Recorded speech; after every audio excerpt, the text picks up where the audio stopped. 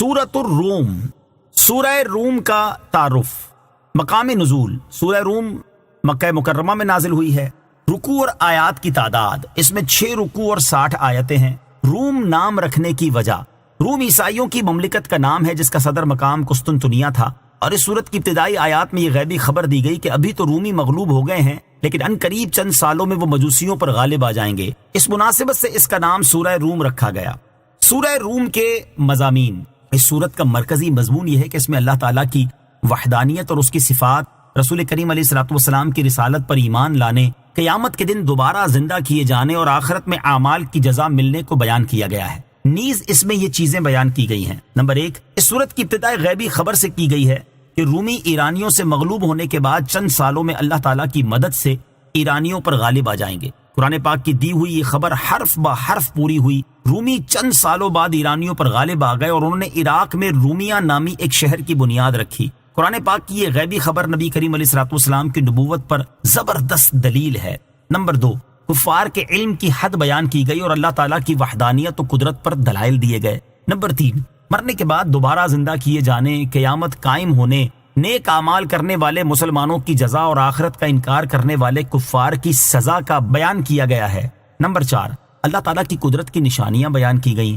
Number 5، نبی کریم علیہ الصلوۃ والسلام اور مسلمانوں کو دین اسلام پر قائم رہنے کی تاکید فرمائی گئی۔ نمبر 6، یہ بتایا گیا ہے کہ اسلام دین فطرت ہے اور جو اس دین سے ہٹے گا وہ فطرت سے ہٹ جائے گا۔ نمبر 7، رشتہ داروں، مسکینوں اور مسافروں پر صدقہ کرنے اور سود سے بچنے اور حلال طریقوں سے مال میں اضافہ کرنے اور زکوٰۃ کے ذریعے اپنے مالوں کو پاک کرنے کا حکم دیا گیا۔ نمبر 7، کفار کے ایمان لانے سے اعراض کرنے پر نبی کریم علیہ الصلوۃ والسلام کو تسلی دی گئی۔ سورہ عنکبوت کے ساتھ مناسبت، سورہ روم کی اپنے سے ماں قبل سورت عنکبوت کے ساتھ ایک مناسبت یہ ہے کہ دونوں سورتوں کی ابتدا الف لام میم سے کی گئی اور ان حروف کے بعد تنزیل، کتاب اور قرآن میں سے کسی کا ذکر نہیں کیا گیا، ورنہ سورہ قلم کے علاوہ حروف مقطعات سے شروع ہونے والی دیگر سورتوں میں حروف مقطعات کے بعد تنزیل، کتاب یا قرآن میں سے کسی ایک کا ذکر کیا گیا ہے۔ دوسری مناسبت یہ ہے کہ سورہ عنکبوت کے آخر میں جہاد کا ذکر ہے اور سورہ روم کی ابتدا میں رومیوں کے اللہ تعالیٰ کی مدد سے ایرانیوں پر غالب آنے کی خبر دی گئی ہے۔ بسم اللہ الرحمن الرحیم۔ ترجمہ، اللہ کے نام سے شروع جو نہایت مہربان رحمت والا ہے۔ الف لام میم، غلبت الروم۔ ترجمہ، الف لام میم، رومی مغلوب ہو گئے۔ الف لام میم یہ حروف مقطعات میں سے ایک حرف ہے، اس کی مراد اللہ تعالیٰ ہی بہتر جانتا ہے۔ غلبت، مغلوب ہو گئے۔ شان نزول، ایران اور روم کے درمیان جنگ جاری تھی اور چونکہ ایران کے رہنے والے مجوسی تھے اس لیے عرب کے مشرکین ان کا غلبہ پسند کرتے تھے، جبکہ رومی اہل کتاب تھے اس لیے مسلمانوں کو ان کا غلبہ اچھا معلوم ہوتا تھا۔ ایک مرتبہ ایران کے بادشاہ خسرو پرویز نے رومیوں سے جنگ کرنے کے لیے اپنا لشکر بھیجا تو روم کے بادشاہ کیسر نے بھی اس کے مقابلے کے لیے اپنا لشکر بھیج دیا۔ شام کی سرزمین کے قریب جب ان لشکروں کا آپس میں مقابلہ ہوا تو ایرانی لشکر رومی فوجیوں پر غالب آ گیا اور انہیں شکست دے دی۔ مسلمانوں نے جب یہ خبر سنی تو انہیں بہت گراں گزری، جبکہ کفار مکہ اس سے خوش ہو کر مسلمانوں سے کہنے لگے تم بھی اہل کتاب ہو اور عیسائی بھی اہل کتاب ہیں اور ہم بھی امی ہیں اور فارس والے بھی امی ہیں، ہمارے بھائی یعنی فارس والے تمہارے بھائیوں یعنی رومیوں پر غالب آ گئے ہیں اور جب ہماری تمہاری جنگ ہوگی تو ہم بھی تم پر غالب آ جائیں گے۔ اس پر یہ آیتیں نازل ہوئیں اور ان میں خبر دی گئی کہ چند سال میں پھر رومی فارس والوں پر غالب آ جائیں گے،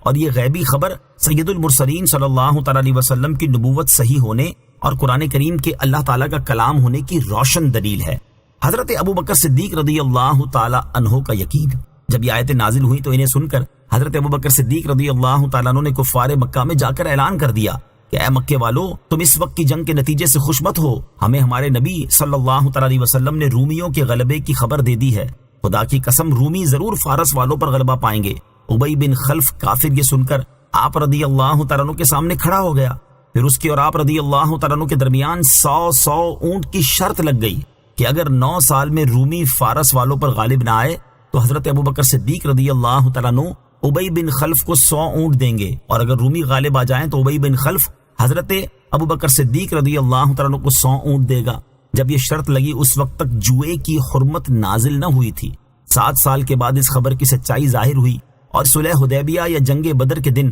رومی فارس والوں پر غالب آ گئے۔ رومیوں نے مدائن میں اپنے گھوڑے باندھے اور عراق میں رومیہ نامی ایک شہر کی بنیاد رکھی۔ حضرت ابوبکر صدیق رضی اللہ تعالیٰ عنہ نے شرط کے اونٹ ابی بن خلف کی اولاد سے وصول کر لیے، کیونکہ وہ اس عرصے میں مر چکا تھا، اور سرکار دو عالم علیہ الصلوۃ والسلام نے حضرت ابوبکر صدیق رضی اللہ تعالیٰ عنہ کو حکم دیا کہ شرط کے مال کو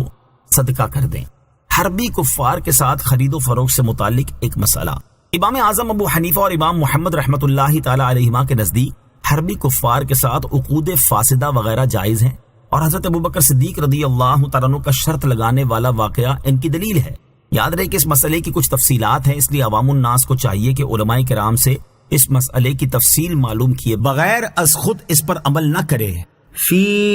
ادنی الارض وهم من بعد غلبهم سیغلبون فی بضع سنین للہ الامر من قبل ومن بعد ویومئذ یفرح المؤمنون بنصر اللہ ینصر من یشاء وهو العزیز الرحیم۔ ترجمہ: قریب کی زمین میں اور وہ اپنی شکست کے بعد ان قریب غالب آ جائیں گے، چند سالوں میں۔ پہلے اور بعد حکم اللہ ہی کا ہے، اور اس دن ایمان والے خوش ہوں گے اللہ کی مدد سے، وہ جس کی چاہے مدد کرتا ہے اور وہی غالب مہربان ہے۔ فی ادنی الارض، قریب کی زمین میں۔ اس آیت اور اس کے بعد والی آیت کے ابتدائی حصے کا خلاصہ یہ ہے کہ شام کی سرزمین میں رومی مغلوب ہو گئے جو فارس سے قریب تر ہے، اور رومی اپنی شکست کے بعد انقریب چند سالوں میں ایرانیوں پر غالب آ جائیں گے جن کی حد 9 سال ہے۔ مشہور روایت کے مطابق رومیوں کے مغلوب ہونے کے 7 سال بعد ہی رومی ایرانیوں پر غالب آ گئے تھے۔ رومیوں کے غالب آنے کی مدت مبہم رکھنے کی حکمت۔ یہاں آیت میں رومیوں کے غالب آنے کی معین مدت ذکر نہیں کی گئی۔ اس کی حکمت بیان کرتے ہوئے علامہ احمد صاوی رحمۃ اللہ تعالی فرماتے ہیں، آیت میں رومیوں کے غالب آنے کی مدت کو اس لیے مبہم رکھا گیا تاکہ کفار ہر وقت روب میں رہیں اور ان کے دلوں میں خوف بیٹھا رہے۔ حضور اقدس علیہ الصلوۃ والسلام کو رومیوں کے غالب آنے کی مدت معلوم تھی۔ یاد رہے کہ آیت میں رومیوں کے غالب آنے کی معین مدت ذکر نہ کرنے کا یہ مطلب ہرگز نہیں کہ رسول کریم صلی اللہ تعالی علیہ وآلہ وسلم کو بھی اس مدت کا علم نہیں دیا گیا تھا۔ آپ صلی اللہ تعالی علیہ وآلہ وسلم کو وہ مدت بتا دی گئی تھی، البتہ اسے ظاہر کرنے کی اجازت نہ ہونے کی وجہ سے آپ نے اسے ظاہر نہیں فرمایا تھا، جیسا کہ امام فخر الدین رازی رحمۃ اللہ تعالی فرماتے ہیں، اللہ تعالیٰ نے رومیوں کے غالب آنے کا سال، مہینہ، دن اور وقت بھی اپنے حبیب صلی اللہ تعالی علیہ وسلم کو بتا دیا تھا، البتہ تاجدار رسالت صلی اللہ تعالی علیہ وسلم کو اس کے اظہار کی اجازت نہ تھی۔ للہ الامر، اللہ ہی کا حکم ہے، یعنی رومیوں کے غلبے سے پہلے بھی اور اس کے بعد بھی اللہ تعالیٰ ہی کا حکم چل رہا ہے۔ مراد یہ ہے کہ پہلے فارس والوں کا غلبہ ہونا اور دوبارہ رومیوں کا غالب ہو جانا، یہ سب اللہ تعالیٰ کے حکم، ارادے اور اس کی قضاء و قدر سے ہے، کیونکہ جنگ میں جو مغلوب ہو جائے تو وہ کمزور ہو جاتا ہے، اور کمزوری کے بعد دوبارہ غالب آ جانا اس بات کی دلیل ہے کہ اس کا غلبہ اس کی اپنی طاقت و قوت کے بلبوتے پر نہیں، کیونکہ اگر ایسا ہوتا تو وہ پہلی بار ہی مغلوب نہ ہوتا۔ وَيَوْمَئِذٍ يَفْرَحُ الْمُؤْمِنُونَ، اور اس دن ایمان والے خوش ہوں گے۔ آیت کے اس حصے اور اس کے بعد والی آیت کے ابتدائی حصے کا خلاصہ یہ ہے کہ جب رومی ایرانیوں پر غالب آئیں گے اور اللہ تعالیٰ نے ان کے غلبے کا جو وعدہ فرمایا ہے وہ پورا ہوگا، تو اس دن ایمان والے اللہ تعالیٰ کی مدد سے خوش ہوں گے کہ اس نے کتابیوں کو غیر کتابیوں پر غلبہ دیا۔ بعض مفسرین نے فرمایا کہ اللہ تعالیٰ کی مدد سے مراد یہ ہے کہ مسلمانوں نے کفار کو رومیوں کے غالب آنے کی جو خبر دی تھی وہ سچی ثابت ہوئی۔ چنانچہ ایک روایت کے مطابق جب بدر کے دن مسلمان مشرکوں پر غالب ہوئے تو انہیں خوشی ہوئی، اور اسی دن رومیوں کے غالب آنے کی خبر ملنے پر بھی مسلمان خوش ہوئے۔ اور ایک روایت کے مطابق صلح حدیبیہ کے موقع پر رومی ایرانیوں پر غالب آئے، اور بیعت رضوان کے دن جب مسلمانوں کو اس کی خبر ملی تو وہ خوش ہوئے۔ وعد اللہ لا یخلف اللہ وعدہ ولکن اکثر الناس لا يعلمون ظاہرا من الحیاة الدنیا وهم عن الآخرة هم غافلون۔ ترجمہ: اللہ کا وعدہ ہے، اللہ اپنے وعدے کے خلاف نہیں کرتا، لیکن اکثر لوگ جانتے نہیں، آنکھوں کے سامنے کی دنیاوی زندگی کو جانتے ہیں اور وہ آخرت سے بالکل غافل ہیں۔ وعد اللہ، اللہ کا وعدہ، یعنی اللہ تعالیٰ نے رومیوں کے فارس والوں پر غالب آنے کا وعدہ فرمایا ہے، اور اللہ عز و جل کی شان یہ ہے کہ وہ اپنے کسی وعدے کے خلاف نہیں کرتا، کیونکہ اس کا کلام سچا ہے اور اس کا جھوٹ بولنا قطعی طور پر محال ہے۔ لیکن اکثر کفار اپنی جہالت کی وجہ سے اس بات سے بے علم ہیں کہ اللہ تعالیٰ اپنا وعدہ پورا فرماتا ہے۔ یعلمون، جانتے ہیں۔ اس آیت میں کفار کے علم کی حد بیان کی گئی کہ وہ لوگ بس اپنے معاشی معاملات کے بارے میں جانتے ہیں کہ کیسے کام کیے جائیں، کس طرح تجارت کی جائے اور کس وقت باغبانی اور کاشتکاری کی جائے اور کب کٹائی کی جائے، جبکہ وہ اپنی آخرت سے بالکل غافل ہیں، نہ اس میں کوئی غور و فکر کرتے ہیں اور نہ ہی اس کے بارے میں معلومات رکھتے ہیں۔ موجودہ دور میں مسلمانوں کی علمی اور عملی حالت، اس آیت میں کفار کی جو علمی اور عملی حالت بیان کی گئی اسے سامنے رکھتے ہوئے غور کیا جائے تو فی زمانہ عمومی طور پر مسلمانوں کی علمی اور عملی حالت بھی ایسی نظر آتی ہے کہ یہ مال کمانے کے نت نئے طریقے اور ذرائع تو بہت اچھی طرح جانتے ہیں اور اس میں جائز ناجائز کی بھی پرواہ نہیں کرتے، جبکہ اپنی آخرت کے معاملے میں انتہائی غفلت کا شکار نظر آتے ہیں۔ اپنی موت، قبر اور حشر کے معاملے کے بارے میں غور و فکر نہیں کرتے اور عقائد، عبادات اور معاملات میں سے جن چیزوں کا سیکھنا فرض ہے اس کی معلومات نہیں رکھتے۔ یہ تو عام مسلمانوں کا حال ہے، جبکہ خواص میں شمار کیے جانے والوں میں سے اکثر کا حال بھی کچھ کم افسوسناک نہیں۔ علماء کہلانے والوں کی بڑی تعداد حقیقت میں عالم ہی نہیں، اور پیر کہلانے والوں کی بڑی تعداد خود محتاج تربیت ہے، اور یہ دونوں قسم کے حضرات عوام کو تعلیم و تربیت دینے کی بجائے جہالت و جرت دے رہے ہوتے ہیں۔ اللہ تعالیٰ سب مسلمانوں کو عقل سلیم عطا فرمائے اور انہیں اپنا اصلی مقصد سمجھنے اور اپنی علمی اور عملی حالت سدھارنے کی توفیق عطا فرمائے، آمین۔ اولم يتفکروا فی انفسهم ما خلق اللہ السماوات والارض وما بینہما الا بالحق واجل مسمى وَإِنَّ كَثِيرًا مِّنَ النَّاسِ بِلِقَاءِ رَبِّهِمْ لَكَافِرُونَ۔ ترجمہ، کیا انہوں نے اپنے دلوں میں غور و فکر نہیں کیا کہ اللہ نے آسمانوں اور زمین اور جو کچھ ان کے درمیان ہے سب کو حق اور ایک مقررہ مدت کے ساتھ پیدا کیا، اور بے شک بہت سے لوگ اپنے رب سے ملنے کے منکر ہیں۔ اولم یتفکروا، کیا انہوں نے غور و فکر نہیں کیا؟ اس سے پہلی آیات میں کفار کے حوالے سے بیان ہوا تھا کہ وہ اللہ تعالیٰ اور قیامت کے دن کے منکر ہیں، اور اب یہاں سے وہ اسباب بیان کیے جا رہے ہیں جن سے بندہ اللہ تعالیٰ پر ایمان لانے کی طرف راغب ہو سکتا ہے اور اسے آخرت کے بارے میں علم بھی مل سکتا ہے۔ چنانچہ ارشاد فرمایا کہ کفار مکہ کی نظر صرف دنیاوی زندگی کی زیب و زینت پر ہے اور وہ اپنے دلوں میں غور و فکر نہیں کرتے۔ اگر وہ ایسا کرتے تو جان لیتے کہ اللہ تعالیٰ نے آسمان، زمین اور جو مخلوقات ان کے درمیان ہے ان سب کو بیکار اور باطل نہیں بنایا، بلکہ ان میں بے شمار حکمتیں رکھی ہیں تاکہ لوگ ان میں غور و فکر کر کے انہیں بنانے والے کے وجود اور اس کی وحدانیت پر استدلال کریں اور اس کی قدرت و صفات کو پہچانیں۔ اور اللہ تعالیٰ نے ان چیزوں کو ہمیشہ کے لیے نہیں بنایا بلکہ ان کے لیے ایک مدت معین کر دی ہے، اور جب وہ مدت پوری ہو جائے گی تو یہ چیزیں فنا ہو جائیں گی، اور وہ مدت قیامت قائم ہونے کا وقت ہے۔ بے شک بہت سے لوگ آخرت سے غافل ہونے اور آخرت کی معرفت دلانے والی چیزوں میں غور و فکر نہ کرنے کے ساتھ ساتھ اپنے اعمال کے حساب، ان کی جزا اور مرنے کے بعد دوبارہ زندہ کیے جانے کے منکر ہیں۔ اولم يسيروا في الارض فينظروا كيف كان عاقبة الذين من قبلهم كانوا اشد منهم قوة واثاروا الارض وعمروها اكثر مما عمروها وجاءتهم رسلهم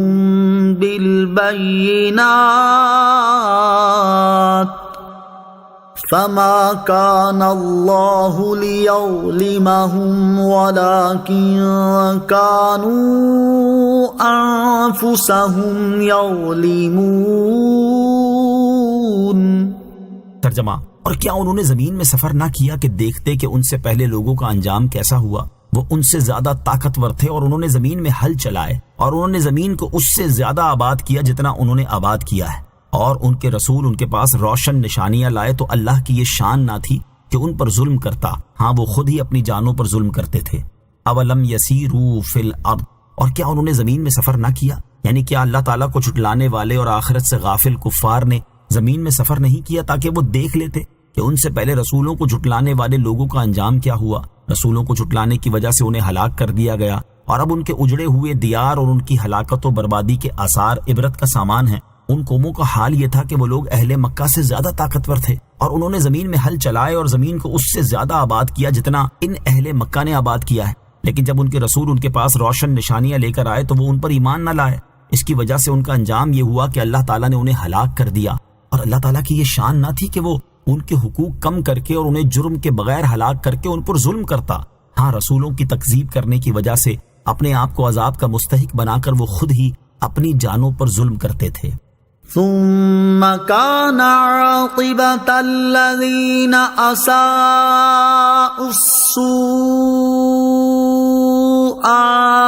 أن كذبوا بآيات الله وكانوا بها يستهزئون۔ ترجمہ: پھر برائی کرنے والوں کا انجام سب سے برا ہوا کیونکہ انہوں نے اللہ کی آیتوں کو جھٹلایا اور وہ ان آیتوں کا مذاق اڑاتے تھے۔ ثم كان عاقبة الذين أساءوا السوء،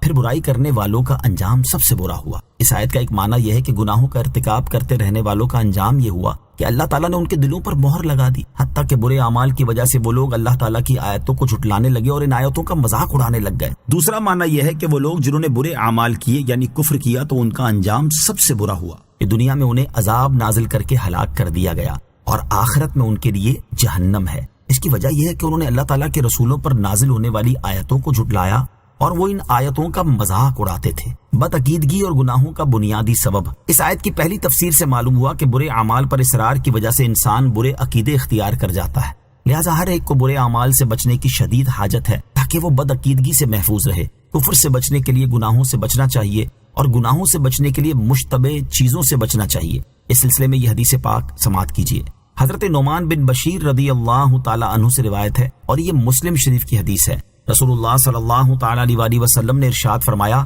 حلال بھی ظاہر ہے اور حرام بھی ظاہر ہے، اور ان کے درمیان کچھ مشتبہ چیزیں ہیں جنہیں بہت سے لوگ نہیں جانتے، تو جو شبہات سے بچے گا وہ اپنا دین اور اپنی عزت بچا لے گا، اور جو شبہات میں پڑے گا وہ حرام میں مبتلا ہو جائے گا۔ جس طرح کوئی شخص کسی چراگاہ کی حدود کے گرد چرائے تو قریب ہے کہ وہ جانور اس چراگاہ میں بھی چر لیں۔ سنو، ہر بادشاہ کی چراگاہ کی ایک حد ہوتی ہے اور اللہ تعالیٰ کی مقرر کردہ چراگاہ اس کی حرام کردہ چیزیں ہیں۔ اللہ تعالیٰ ہر مسلمان کو برے اعمال کرنے اور بدعقیدگی اختیار کرنے سے بچنے کی توفیق عطا فرمائے، آمین۔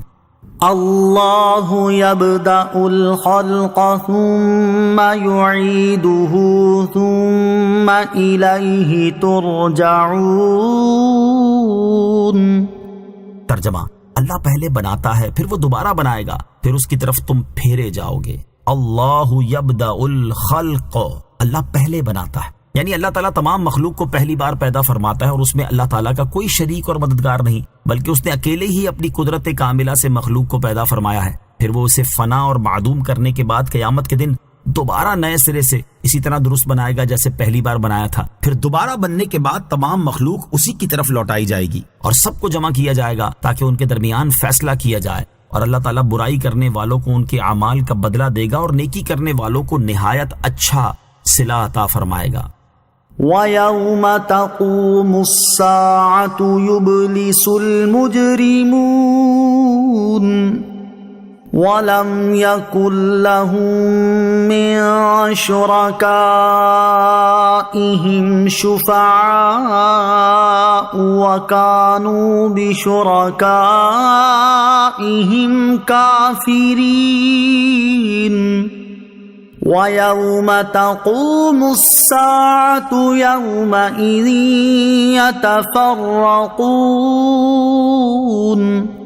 ترجمہ: اور جس دن قیامت قائم ہوگی مجرم مایوس ہو جائیں گے اور ان کے شریک ان کے سفارشی نہ ہوں گے اور وہ اپنے شریکوں سے منکر ہو جائیں گے، اور جس دن قیامت قائم ہوگی اس دن لوگ الگ ہو جائیں گے۔ وَيَوْمَ تَقُومُ السَّاعَةُ، اور جس دن قیامت قائم ہوگی، یہاں سے قیامت کے دن مجرموں کی کیفیت بیان کی جا رہی ہے۔ اس آیت کی ایک تفسیر یہ ہے کہ جس دن قیامت قائم ہوگی تو مجرموں کو کسی نفع اور بھلائی کی امید باقی نہ رہے گی۔ دوسری تفسیر یہ ہے کہ جس دن قیامت قائم ہوگی تو مجرموں کا کلام منقطع ہو جائے گا اور وہ خاموش رہ جائیں گے، کیونکہ ان کے پاس پیش کرنے کے قابل کوئی حجت نہ ہوگی۔ تیسری تفسیر یہ ہے کہ جس دن قیامت قائم ہوگی تو اس دن مجرم رسوا ہوں گے۔ یاد رہے کہ یہاں آیت میں مجرموں سے مراد مشرکین ہیں۔ وَلَمْ يَكُنْ لَهُم مِّن شُرَكَائِهِمْ شُفَعَاءُ،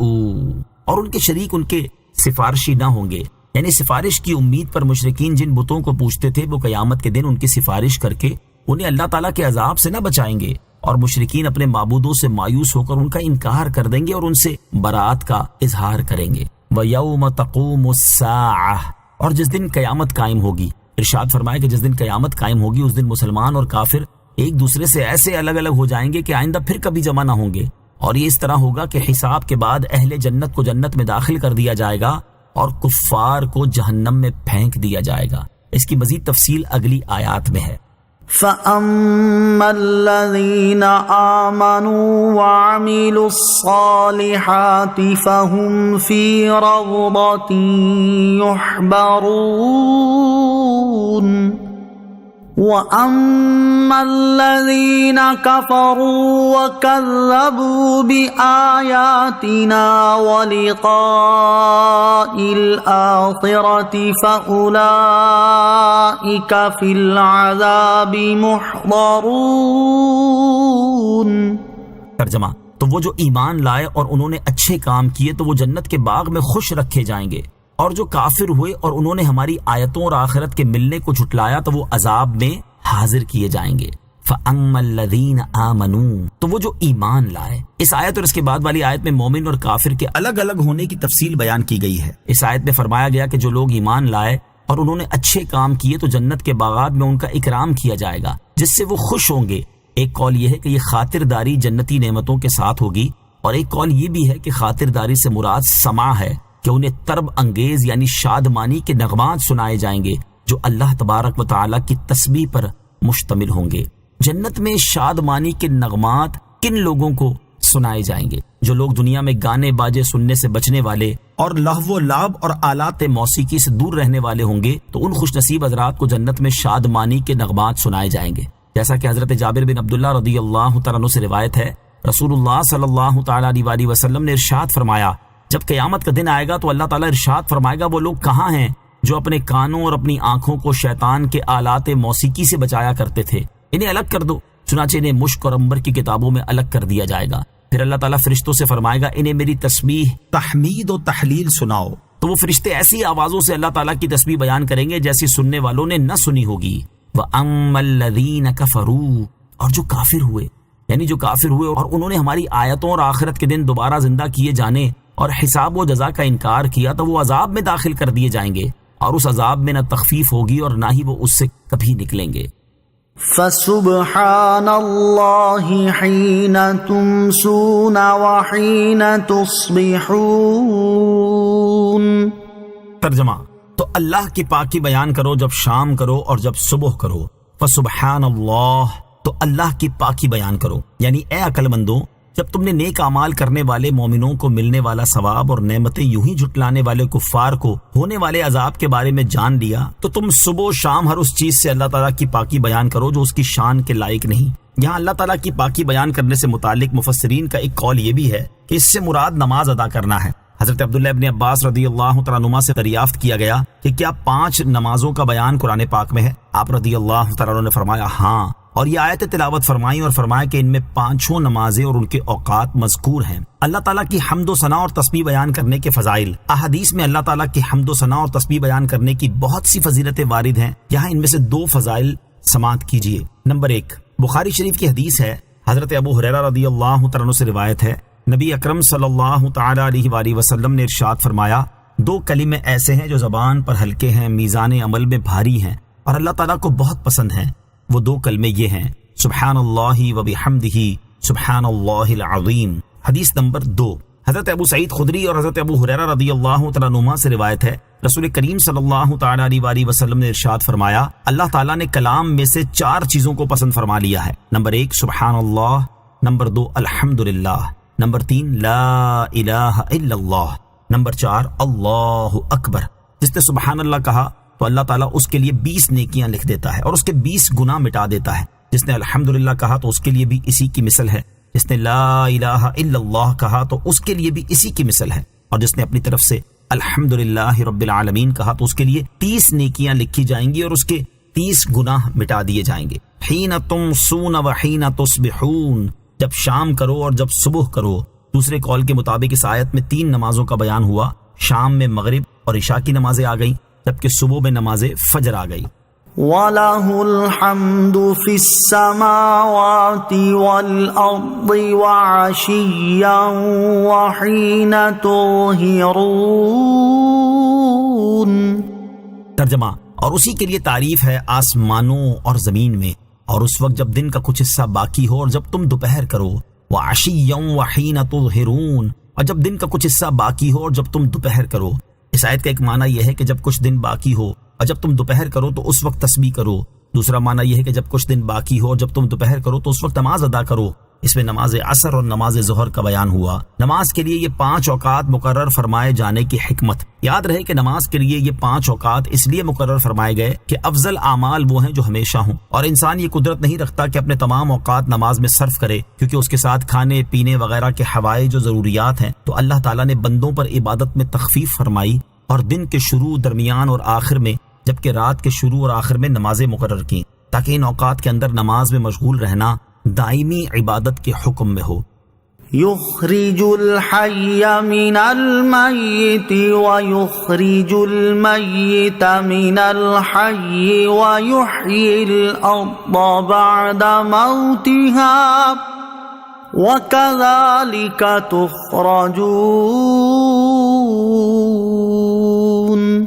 ترجمہ، وہ زندہ کو بے جان سے نکالتا ہے اور بے جان کو زندہ سے نکالتا ہے، اور زمین کو اس کے مردہ ہونے کے بعد زندہ کرتا ہے، اور یوں ہی تم نکالے جاؤ گے۔ یخرج الحی من المیت، وہ زندہ کو مردے سے نکالتا ہے۔ اس آیت کا خلاصہ یہ ہے کہ اللہ تعالیٰ زندہ کو بے جان سے، جیسے کہ پرندے کو انڈے سے، انسان کو نطفے سے اور مومن کو کافر سے نکالتا ہے، اور بے جان کو زندہ سے، جیسا کہ انڈے کو پرندے سے، نطفے کو انسان سے اور کافر کو مومن سے نکالتا ہے، اور زمین کو خشک ہو جانے کے بعد بارش برسا کر اور اس سے سبزہ اگا کر زندہ کرتا ہے۔ اور ان چیزوں کو نکالنے کی طرح تم بھی قیامت کے دن قبروں سے دوبارہ زندہ کر کے حساب کے لیے نکالے جاؤ گے۔ سورہ روم کی آیت نمبر 17، 18 اور 19 کی فضیلت۔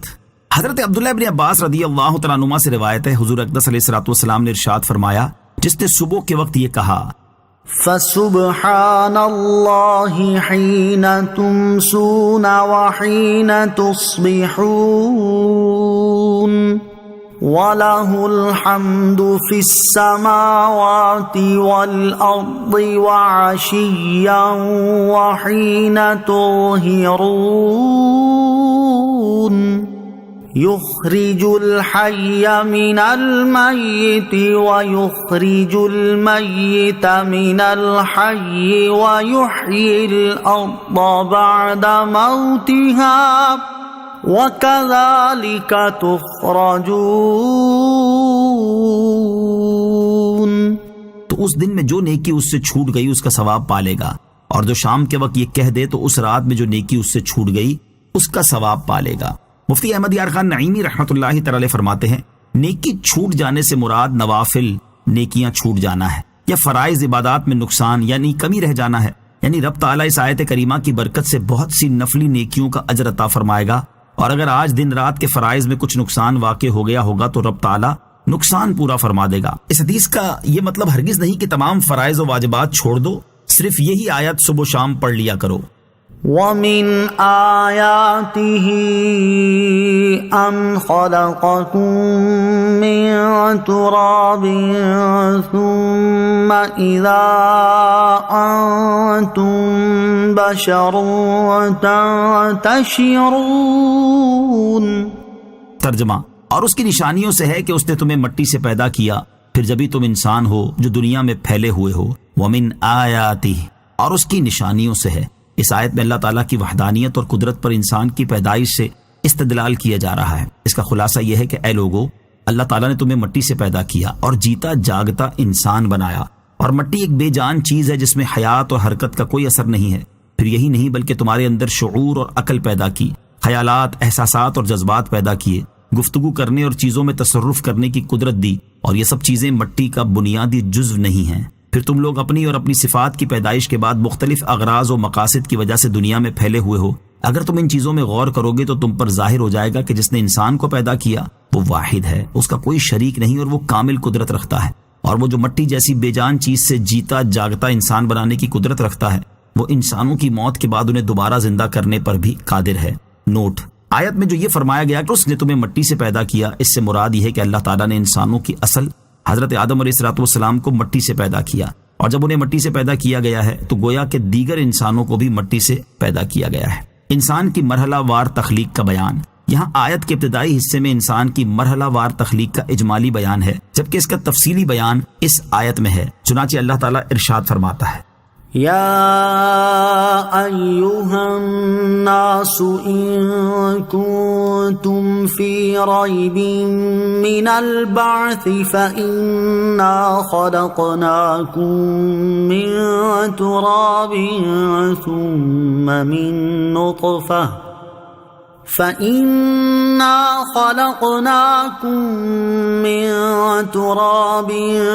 ثم من نطفة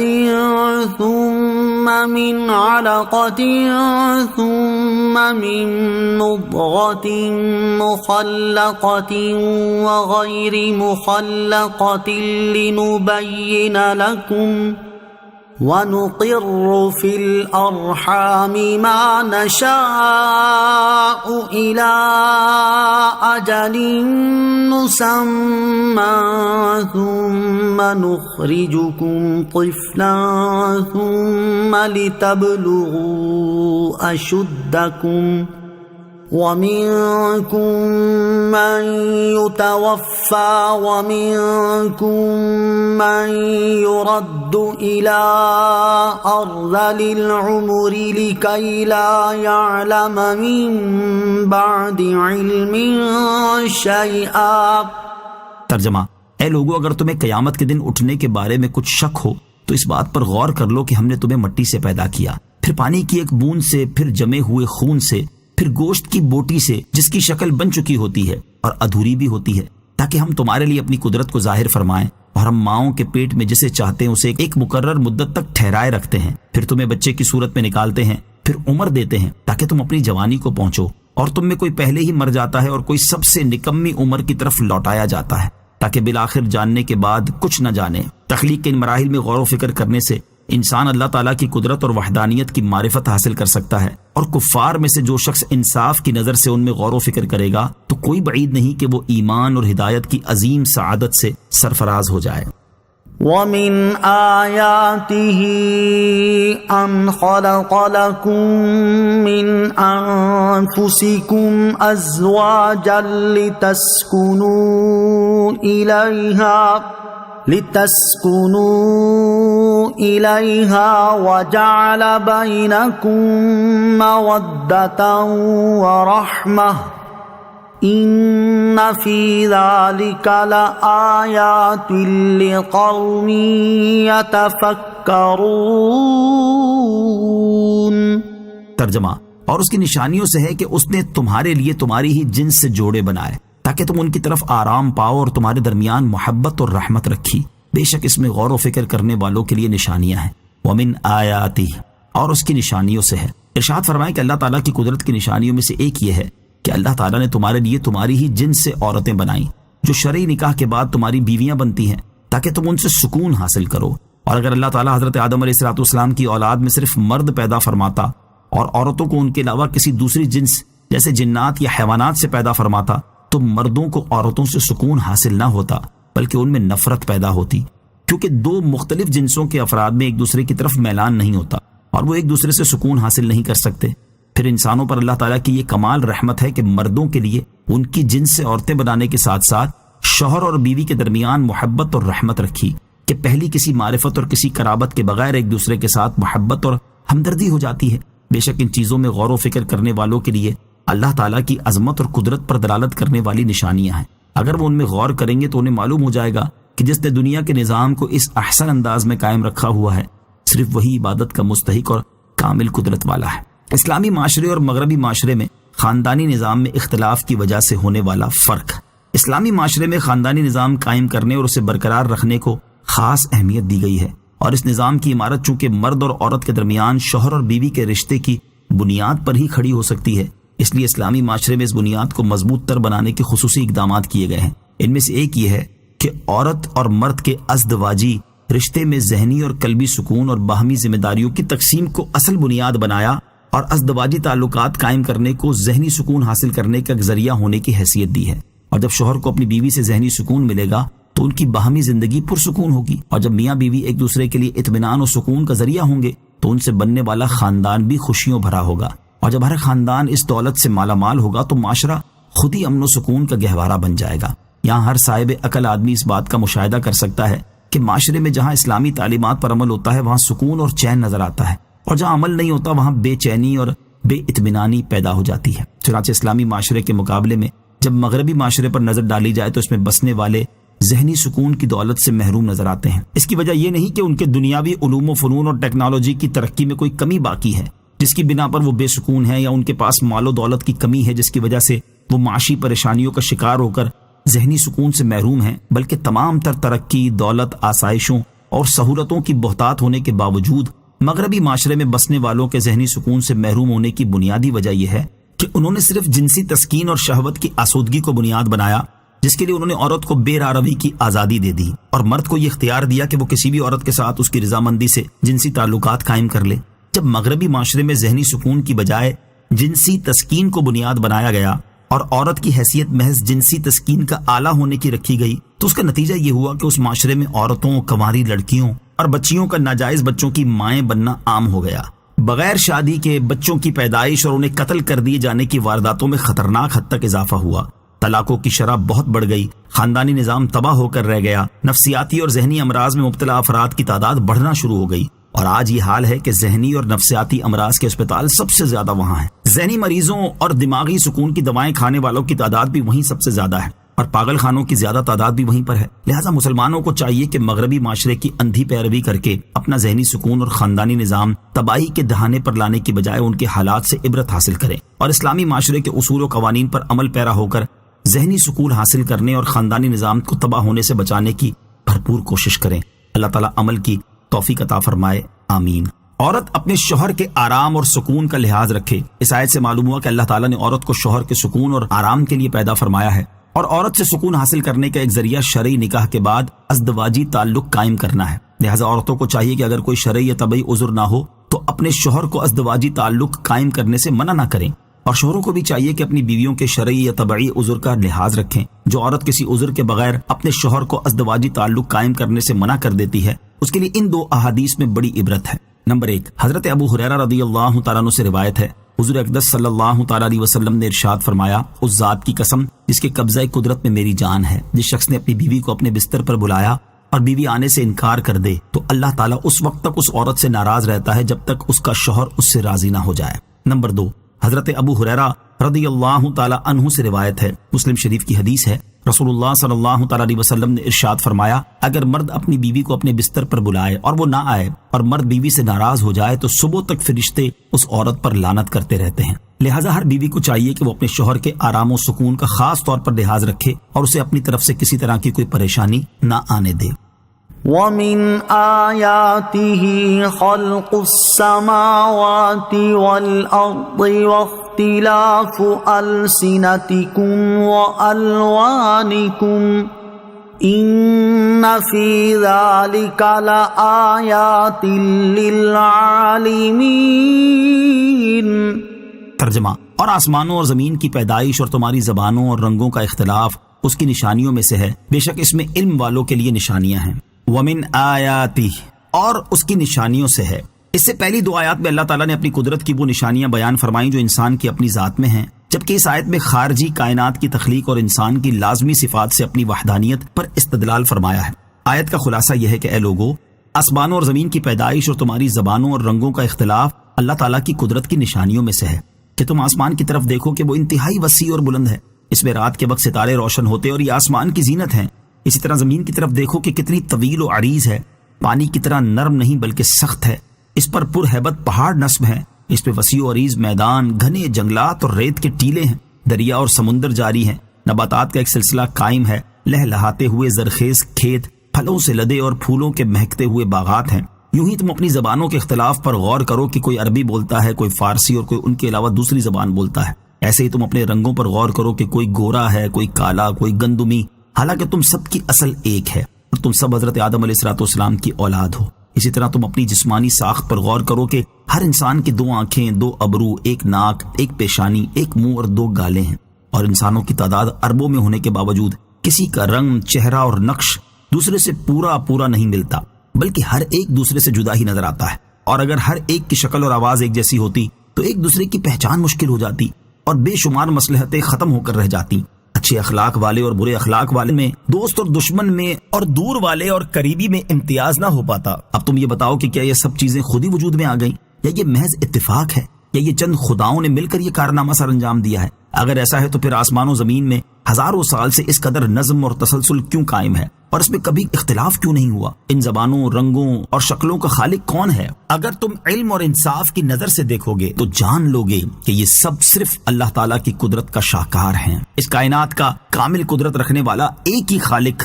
موجود ہے۔ یاد رہے کہ کائنات نہ تو کسی سبب اور علت کے بغیر اپنے طبعی تقاضوں سے وجود میں آئی ہے، اور نہ ہی اس کا انتہائی مربوط اور متناسب نظام کسی چلانے والے کے بغیر چل رہا ہے، بلکہ ایک ایسی ذات ضرور موجود ہے جس نے اپنی کامل قدرت سے اس کائنات اور اس میں موجود طرح طرح کے عجائبات کو پیدا فرمایا، اور وہی ذات انتہائی عالی شان طریقے سے اس کے نظام کو چلا رہی ہے۔ جیسے ہم ایک دانے یا گٹھلی کو تر زمین میں دباتے ہیں تو ایک مخصوص مدت کے بعد اس سے کچھ شاخیں نکلتی ہیں۔ اوپر والی شاخ زمین سے باہر نکل کر ایک تناور درخت بن جاتی ہے، اور نیچے والی شاخ اس درخت کی جڑیں بن جاتی ہیں۔ اس درخت کی طرف دیکھیں تو اس کا تنا بھی لکڑی کا ہے اور جڑیں بھی لکڑی کی ہیں۔ تنا اوپر کی طرف جاتا ہے اور جڑیں نیچے کی طرف جا رہی ہیں۔ اب اگر لکڑی کا طبعی تقاضا اوپر کی طرف جانا ہے تو جڑیں نیچے کیوں جاتی ہیں، اور اگر اس کا تقاضا نیچے جانا ہے تو تنا اوپر کیوں جاتا ہے؟ ایک ہی لکڑی ہونے کے باوجود تنے کے اوپر جانے اور جڑوں کے نیچے جانے سے معلوم ہوا کہ لکڑی کا اپنا طبعی تقاضا کچھ نہیں ہے، بلکہ درخت کی لکڑی پر کسی اور ذات کا تصرف ہے جس کی قدرت کامل ہے۔ اسی نے لکڑی کے جس حصے کو چاہا اوپر اٹھا دیا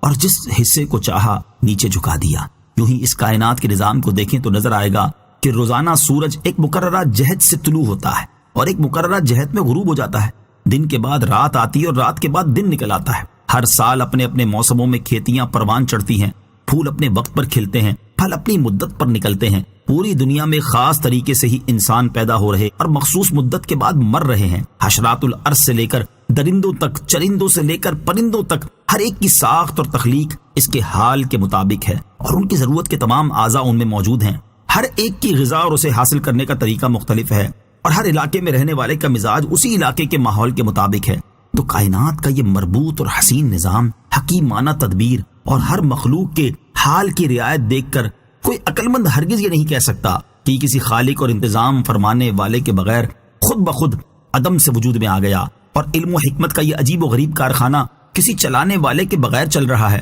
بلکہ اسے یہ اقرار کرنا پڑے گا کہ اس کائنات کا کوئی ایک خالق موجود ہے، اور وہ کامل قدرت، علم اور حکمت والا ہے، اور اس عظمت و شان کا مالک اللہ تعالیٰ کے سوا اور کوئی نہیں۔ سر دست یہاں اللہ تعالیٰ کی قدرت اور اس کے موجود ہونے پر دلالت کرنے والی 2 چیزیں ذکر کی ہیں، ورنہ کائنات کے ذرے ذرے میں اللہ تعالیٰ کی ذات اور اس کی صفات پر دلالت کرنے والی علامات اور نشانیاں موجود ہیں۔ وَمِنْ آيَاتِهِ مَنَامُكُمْ بِاللَّيْلِ وَالنَّهَارِ وَابْتِغَاؤُكُمْ مِنْ فَضْلِهِ إِنَّ فِي ذَلِكَ لَآيَاتٍ لِقَوْمٍ يَسْمَعُونَ۔ ترجمہ: اور رات اور دن میں تمہارا سونا اور اس کا فضل تلاش کرنا اس کی نشانیوں میں سے ہے، بے شک اس میں سننے والوں کے لیے نشانیاں ہیں۔ وَمِنْ آیَاتِهِ، اور اس کی نشانیوں میں سے ہے۔ اس آیت میں اللہ تعالیٰ نے اپنی وحدانیت پر انسان کی ان صفات سے استدلال فرمایا ہے جو انسان سے جدا ہو جاتی ہیں۔ چنانچہ آیت کا خلاصہ یہ ہے کہ اے لوگو، رات اور دن میں تمہارا سونا اور اللہ تعالیٰ کا فضل تلاش کرنا اللہ تعالیٰ کی قدرت کی نشانیوں میں سے ہے کہ تمہیں عادت کے مطابق رات میں نیند آتی ہے اور ضرورت کے وقت تم دن میں بھی سو جاتے ہو، جس سے تھکن دور ہوتی ہے اور تمہارے بدن کو راحت حاصل ہوتی ہے۔ یوں ہی دن میں تم سفر کرتے ہو اور اپنی معیشت کے اسباب کو تلاش کرتے ہو، تو غور کرو کہ تم پر نیند کون طاری کرتا ہے، اور نیند کا یہ معمول کس نے بنایا ہے، اور تمہیں معیشت کے اسباب تلاش کرنے کی ہمت اور صلاحیت کس نے دی ہے۔ اگر تم لاپرواہی اور ضد سے کام نہ لو تو تمہیں یہی کہنا پڑے گا کہ ہزاروں برس سے انسانوں کا یہ معمول اور ان کا یہ فطری نظام صرف اسی اللہ تعالیٰ کا پیدا کیا ہوا ہے جو یکتا معبود ہے اور اس کی قدرت کامل ہے۔ اس آیت میں مرنے کے بعد اٹھائے جانے پر بھی دلیل موجود ہے اور وہ یہ کہ سونے والا مردے کی مانند ہے، تو جو ذات سونے والے کو بیدار کرنے پر قادر ہے تو وہ مرنے والے کو دوبارہ زندہ کرنے پر بھی قادر ہے۔ وَمِنْ آيَاتِهِ يُرِيكُمُ الْبَرْقَ خَوْفًا وَطَمَعًا وَيُنَزِّلُ مِنَ السَّمَاءِ مَاءً فَيُحْيِي بِهِ الْأَرْضَ بَعْدَ مَوْتِهَا إِنَّ فِي ذَلِكَ لَآيَاتٍ لِقَوْمٍ يَعْقِلُونَ۔ ترجمہ، اور اس کی نشانیوں میں سے ہے کہ تمہیں ڈرانے اور بارش کی امید دلانے کے لیے بجلی دکھاتا ہے اور آسمان سے پانی اتارتا ہے تو اس کے ذریعے زمین کو اس کی موت کے بعد زندہ کرتا ہے، بے شک اس میں عقل والوں کے لیے نشانیاں ہیں۔ وَمِنْ آیَاتِهِ، اور اس کی نشانیوں میں سے ہے۔ اس آیت میں اللہ تعالیٰ نے خارجی کائنات کے عارضی اوصاف سے اپنی قدرت اور مرنے کے بعد اٹھائے جانے پر استدلال فرمایا ہے۔ چنانچہ آیت کا خلاصہ یہ ہے کہ اللہ تعالیٰ کا تمہیں ڈرانے اور امید دلانے کے لیے بجلی دکھانا اور آسمان سے پانی اتار کر بنجر زمین کو سرسبز و شاداب کر دینا اس کی قدرت کی نشانیوں میں سے ہے کہ جب بادلوں میں بجلی چمکتی ہے تو بسا اوقات تم خوفزدہ ہو جاتے ہو کہ کہیں یہ گر کر نقصان نہ پہنچا دے، اور کبھی تمہیں اس سے یہ امید ہوتی ہے کہ اب بارش برسے گی۔ نیز جب اللہ تعالیٰ بارش نازل فرماتا ہے تو اس کے پانی سے بنجر زمین سرسبز و شاداب ہو کر لہلہانے لگتی ہے، کھیتیاں پھلنے پھولنے لگتی اور باغات میں درخت پھلوں سے بھرنے لگتے ہیں۔ یہ چیزیں دیکھ کر حقیقی طور پر غور و فکر کرنے والے اس نظام کو چلانے والے کی معرفت حاصل کرتے ہیں کہ برس ہا برس سے زمینوں کی سیرابی اور ان کی سرسبزی و شادابی کا یہی نظام ہے، اور اس نظام کے تسلسل اور یکسانیت سے ظاہر ہوتا ہے کہ اسے بنانے والا اور اسے چلانے والا موجود ہے اور وہ واحد ہے اور اس کی قدرت کامل ہے۔ اور اس میں یہ نشانی بھی ہے کہ اللہ تعالیٰ جس طرح مردہ زمین کو زندہ فرماتا ہے اسی طرح ایک دن مردہ انسانوں کو بھی زندہ فرمائے گا۔ وَمِنْ آيَاتِهِ أَن تَقُومَ السَّمَاءُ وَالْأَرْضُ بِأَمْرِهِ ثُمَّ إِذَا دَعَاكُمْ دَعْوَةً مِّنَ الْأَرْضِ إِذَا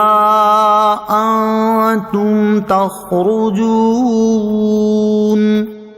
وَلَهُ مَن فِي السَّمَاوَاتِ وَالْأَرْضِ كُلٌّ لَّهُ قَانِتُونَ۔ ترجمہ، اور اس کی نشانیوں سے ہے کہ اس کے حکم سے آسمان اور زمین قائم ہیں، پھر جب تمہیں زمین سے ایک ندا فرمائے گا جبھی تم نکل پڑو گے، اور اسی کی ملکیت میں ہے جو کوئی آسمان اور زمین میں ہے، سب اس کے زیر حکم ہیں۔ وَمِنْ آیَاتِهِ،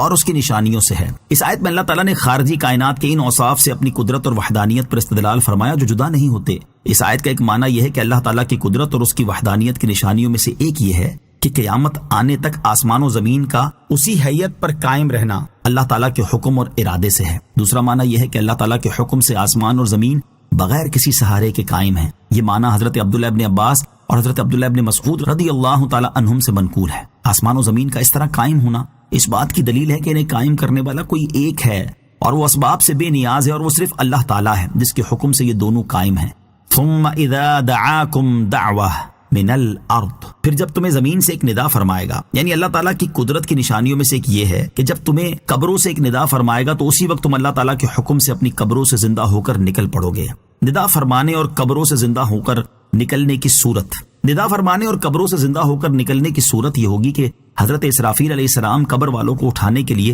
دوسری بار سور پھونکیں گے اور کہیں گے کہ اے قبر والوں کھڑے ہو جاؤ، تو اولین و آخرین میں سے کوئی ایسا نہ ہوگا جو نہ اٹھے، جیسا کہ ایک اور مقام پر اللہ تعالیٰ ارشاد فرماتا ہے کہ وَنُفِخَ فِي الصُّورِ فَصَعِقَ مَن فِي السَّمَاوَاتِ وَمَن فِي الْأَرْضِ إِلَّا مَن شَاءَ اللَّهُ ثُمَّ نُفِخَ فِيهِ أُخْرَى فَإِذَا هُمْ قِيَامٌ يَنظُرُونَ۔ ترجمہ، اور سور میں پھونک ماری جائے گی تو جتنے آسمانوں میں ہیں اور جتنے زمین میں ہیں سب بے ہوش ہو جائیں گے مگر جسے اللہ چاہے، پھر دوسری مرتبہ اس میں پھونک ماری جائے گی تو اسی وقت وہ دیکھتے ہوئے کھڑے ہو جائیں گے، اور فرماتا ہے کہ وَنُفِخَ فِي الصُّورِ فَإِذَا هُم مِّنَ الْأَجْدَاثِ إِلَى رَبِّهِمْ يَنسِلُونَ۔ ترجمہ، اور سور میں پھونک ماری جائے گی تو اسی وقت وہ قبروں سے اپنے رب کی طرف دوڑتے چلے جائیں گے، اور سور کے بارے میں فرماتا ہے إِن كَانَتْ إلا صيحة واحدة فإذا هم جميع لدينا محضرون. ترجمہ: وہ تو صرف ایک چیخ ہوگی تو اسی وقت وہ سب کے سب ہمارے حضور حاضر کر دیے جائیں گے. اور فرماتا ہے فإنما هي زجرة واحدة فإذا هم بالساهرة. ترجمہ: تو وہ پھونک تو ایک جھڑکنا ہی ہے تو فوراً وہ کھلے میدان میں آ پڑے ہوں گے. وَلَهُ مَن فِي السَّمَاوَاتِ وَالْأَرْضِ، اور اسی کی ملکیت میں ہیں جو کوئی آسمانوں اور زمین میں ہے. یعنی آسمانوں اور زمین میں موجود ہر چیز کا حقیقی مالک صرف اللہ تعالیٰ ہے، اور اس ملکیت میں کوئی دوسرا کسی طرح بھی اس کا شریک نہیں، اور ان میں موجود ہر چیز اللہ تعالیٰ کے زیر حکم ہے. وَهُوَ الَّذِي يَبْدَأُ الْخَلْقَ ثُمَّ يُعِيدُهُ وَهُوَ أَهْوَنُ عَلَيْهِ وَلَهُ الْمَثَلُ الْأَعْلَى فِي السَّمَاوَاتِ وَالْأَرْضِ وَهُوَ الْعَزِيزُ الْحَكِيمُ. ترجمہ: اور وہی ہے جو اول بناتا ہے پھر اسے دوبارہ بنائے گا، اور تمہاری عقلوں کے اعتبار سے دوسری مرتبہ بنانا اللہ پر پہلی مرتبہ بنانے سے زیادہ آسان ہے. اور آسمانوں اور زمین میں سب سے بلند شان اسی کی ہے، اور وہی عزت والا حکمت والا ہے. وَهُوَ الَّذِي يَبْدَأُ الْخَلْقَ، اور وہی ہے جو اول بناتا ہے، یعنی اللہ تعالیٰ ہی مخلوق کو پہلی بار پیدا فرماتا ہے اور اس کے ہلاک ہو جانے کے بعد پھر اسے قیامت کے دن دوبارہ بنائے گا. اور تمہاری عقلوں کے اعتبار سے تو دوسری مرتبہ بنانا اللہ تعالیٰ پر پہلی مرتبہ بنانے سے زیادہ آسان ہونا چاہیے، اگرچہ اللہ تعالیٰ کے لیے دونوں برابر ہیں، کیونکہ انسانوں کا تجربہ اور ان کی رائے یہی بتاتی ہے کہ کسی چیز کو دوبارہ بنانا اسے پہلی بار بنانے سے سہل ہوتا ہے، اور اللہ تعالیٰ کے لیے مخلوق کو دوبارہ بنانا تو کچھ بھی دشوار نہیں. پھر تم دوبارہ زندہ کیے جانے کا انکار کیوں کرتے ہو؟ آیت کے آخر میں ارشاد فرمایا کہ آسمانوں اور زمین میں سب سے بلند شان اسی کی ہے کہ اس جیسا کوئی نہیں، وہ برحق معبود ہے، اس کے سوا کوئی معبود نہیں، اور وہی عزت والا حکمت والا ہے. ضرب لكم مثلا من أنفسكم هل لكم مما ملكت أيمانكم من شركاء فيما رزقناكم فأنتم فيه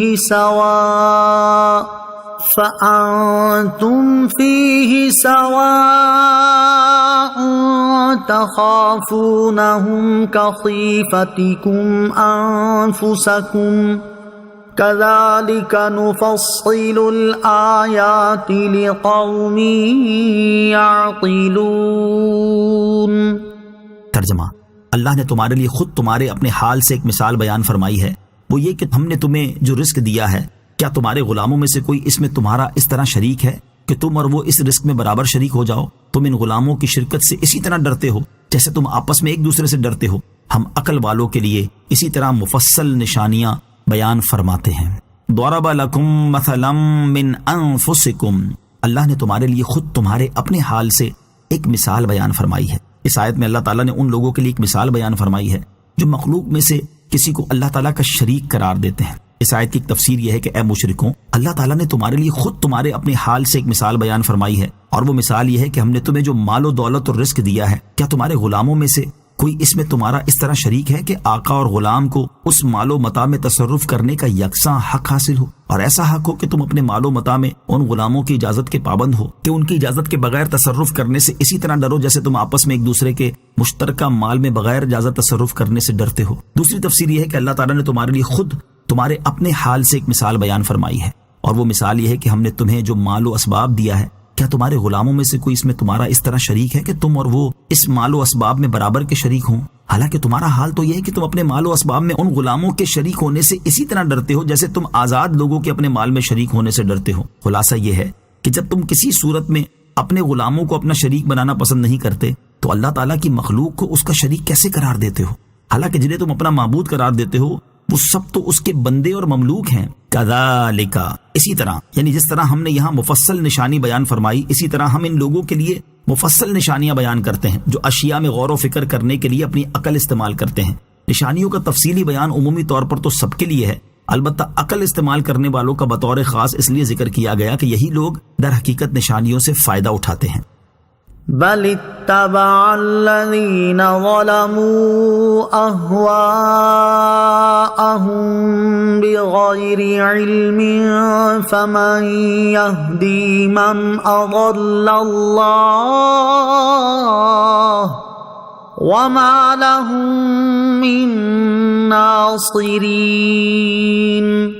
ترجمہ، بلکہ ظالموں نے جہالت سے اپنی خواہشوں کی پیروی کی تو جس کو اللہ نے گمراہ کیا ہو اسے کون ہدایت دے سکتا ہے، اور ان کا کوئی مددگار نہیں۔ بل اتبع الذین ظلموا اہواءہم بغیر علم، بلکہ ظالموں نے جہالت سے اپنی خواہشوں کی پیروی کی، یعنی جن ظالموں نے اللہ تعالیٰ کا شریک ٹھہرایا انہوں نے جہالت سے اپنی خواہشوں کی پیروی کی اور کسی دلیل کے بغیر اللہ تعالیٰ کے لیے شریک ثابت کر دیا، تو جسے اللہ تعالیٰ نے گمراہ کر دیا ہو اسے کوئی ہدایت نہیں دے سکتا، اور مشرکوں کے لیے کوئی مددگار نہیں جو انہیں اللہ تعالیٰ کے عذاب سے بچا سکے۔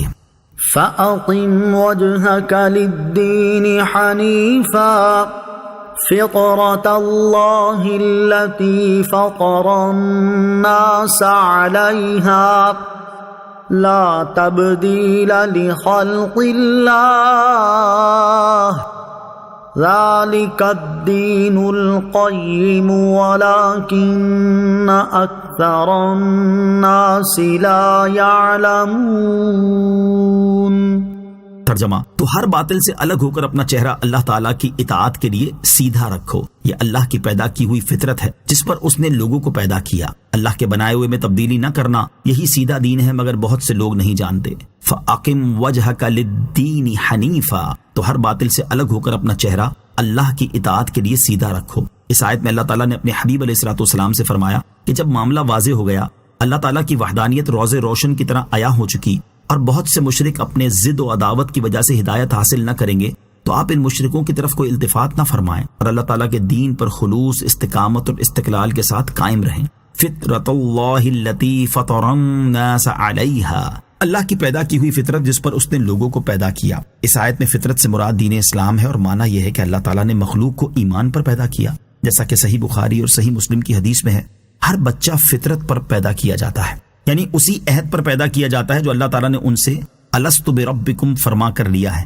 تو دنیا میں جو بھی بچہ پیدا ہوتا ہے وہ اسی اقرار پر پیدا ہوتا ہے، اگرچہ بعد میں وہ اللہ تعالیٰ کے علاوہ کسی اور کی عبادت کرنے لگ جائے۔ بعض مفسرین کے نزدیک فطرت سے مراد خلقت ہے، اور معنی یہ ہے کہ اللہ تعالیٰ نے لوگوں کو توحید اور دین اسلام قبول کرنے کی صلاحیت کے ساتھ پیدا کیا ہے، اور فطری طور پر انسان نہ اس دین سے منہ موڑ سکتا ہے اور نہ ہی اس کا انکار کر سکتا ہے، کیونکہ یہ دین ہر اعتبار سے عقل سلیم سے ہم آہنگ اور صحیح فہم کے عین مطابق ہے، اور لوگوں میں سے جو گمراہ ہوگا وہ جنوں اور انسانوں کے شیاطین کے بہکانے سے گمراہ ہوگا۔ حضرت عیاض بن حمار رضی اللہ تعالیٰ عنہ سے روایت ہے، نبی اکرم صلی اللہ تعالیٰ علیہ وسلم نے ارشاد فرمایا، اللہ تعالیٰ فرماتا ہے، میں نے اپنے تمام بندوں کو اس حال میں پیدا کیا کہ وہ باطل سے دور رہنے والے تھے، بے شک ان کے پاس شیطان آئے اور ان کو دین سے پھیر دیا، اور جو چیزیں میں نے ان پر حلال کی تھی وہ انہوں نے ان پر حرام کر دی، اور ان کو میرے ساتھ شرک کرنے کا حکم دیا، حالانکہ میں نے اس شرک پر کوئی دلیل نازل نہیں کی۔ حضرت ابو ہریرہ رضی اللہ تعالیٰ عنہ سے روایت ہے، رسول اللہ صلی اللہ تعالیٰ علیہ وآلہ وسلم نے ارشاد فرمایا، ہر بچہ فطرت پر پیدا کیا جاتا ہے، پھر اس بچے کے ماں باپ اسے یہودی یا نصرانی یا مجوسی بنا لیتے ہیں۔ نوٹ، یاد رہے کہ دنیاوی احکام یا اخروی نجات میں فطری ایمان کا اعتبار نہیں بلکہ صرف شرعی ایمان معتبر ہے۔ لا تبدیل لخلق اللہ، اللہ کی بنائی ہوئی چیز میں تبدیلی نہ کرنا، اس کا ایک معنی یہ ہے کہ تم شرک کر کے اللہ تعالیٰ کے دین میں تبدیلی نہ کرو بلکہ اسی دین پر قائم رہو جس پر اس نے تمہیں پیدا کیا ہے۔ دوسرا معنی یہ ہے کہ اللہ تعالیٰ نے جس کامل خلقت پر تمہیں پیدا فرمایا ہے تم اس میں تبدیلی نہ کرو۔ ذالک الدین القیم، یہی سیدھا دین ہے، یعنی اللہ تعالیٰ کا دین ہی سیدھا دین ہے جس میں کوئی ٹیڑھا پن نہیں، مگر بہت سے لوگ اس کی حقیقت کو نہیں جانتے، تو اے لوگوں تم اسی دین پر قائم رہو۔ منیبین الیہ واتقوہ واقیموا الصلاة ولا تکونوا من المشرکین۔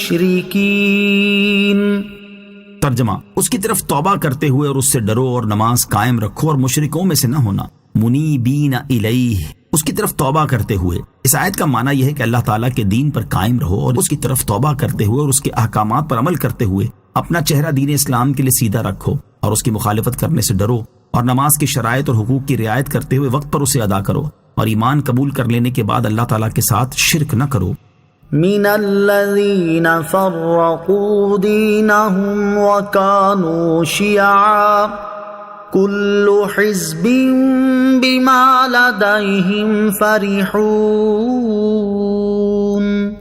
ترجمہ، ان لوگوں میں سے نہ ہونا جنہوں نے اپنے دین کو ٹکڑے ٹکڑے کر دیا اور خود گروہ گروہ بن گئے. ہر گروہ اس پر خوش ہے جو اس کے پاس ہے. من الذین فرقوا دینہم، ان لوگوں میں سے نہ ہونا جنہوں نے اپنے دین کو ٹکڑے ٹکڑے کر دیا، یعنی ان مشرک لوگوں میں سے نہ ہونا جنہوں نے معبود کے بارے میں اختلاف کر کے اپنے دین کو ٹکڑے ٹکڑے کر دیا اور خود گروہ گروہ بن گئے. ان میں سے ہر گروہ اپنے مذہب پر خوش ہے اور اپنے باطل کو حق گمان کرتا ہے. یاد رہے کہ اس آیت کا اسلامی فقہا کے اختلاف سے کچھ تعلق نہیں. حنفی، شافعی، مالکی اور حنبلی ہونا دین میں اختلاف نہیں بلکہ فروعی مسائل میں اختلاف ہے، اور یہ اختلاف بھی نفسانیت کی وجہ سے نہیں بلکہ تحقیق کی بنا پر ہے. البتہ اس آیت میں گمراہ فرقے ضرور داخل ہیں، خواہ وہ پرانے زمانے کے ہوں یا نئے زمانے کے. وَإِذَا مَسَّ النَّاسَ ضُرٌّ دَعَوْا رَبَّهُم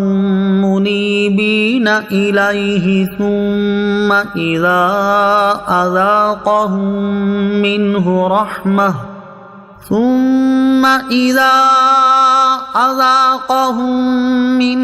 رَحْمَةً إِذَا فَرِيقٌ مِّنْهُم بِرَبِّهِمْ يُشْرِكُونَ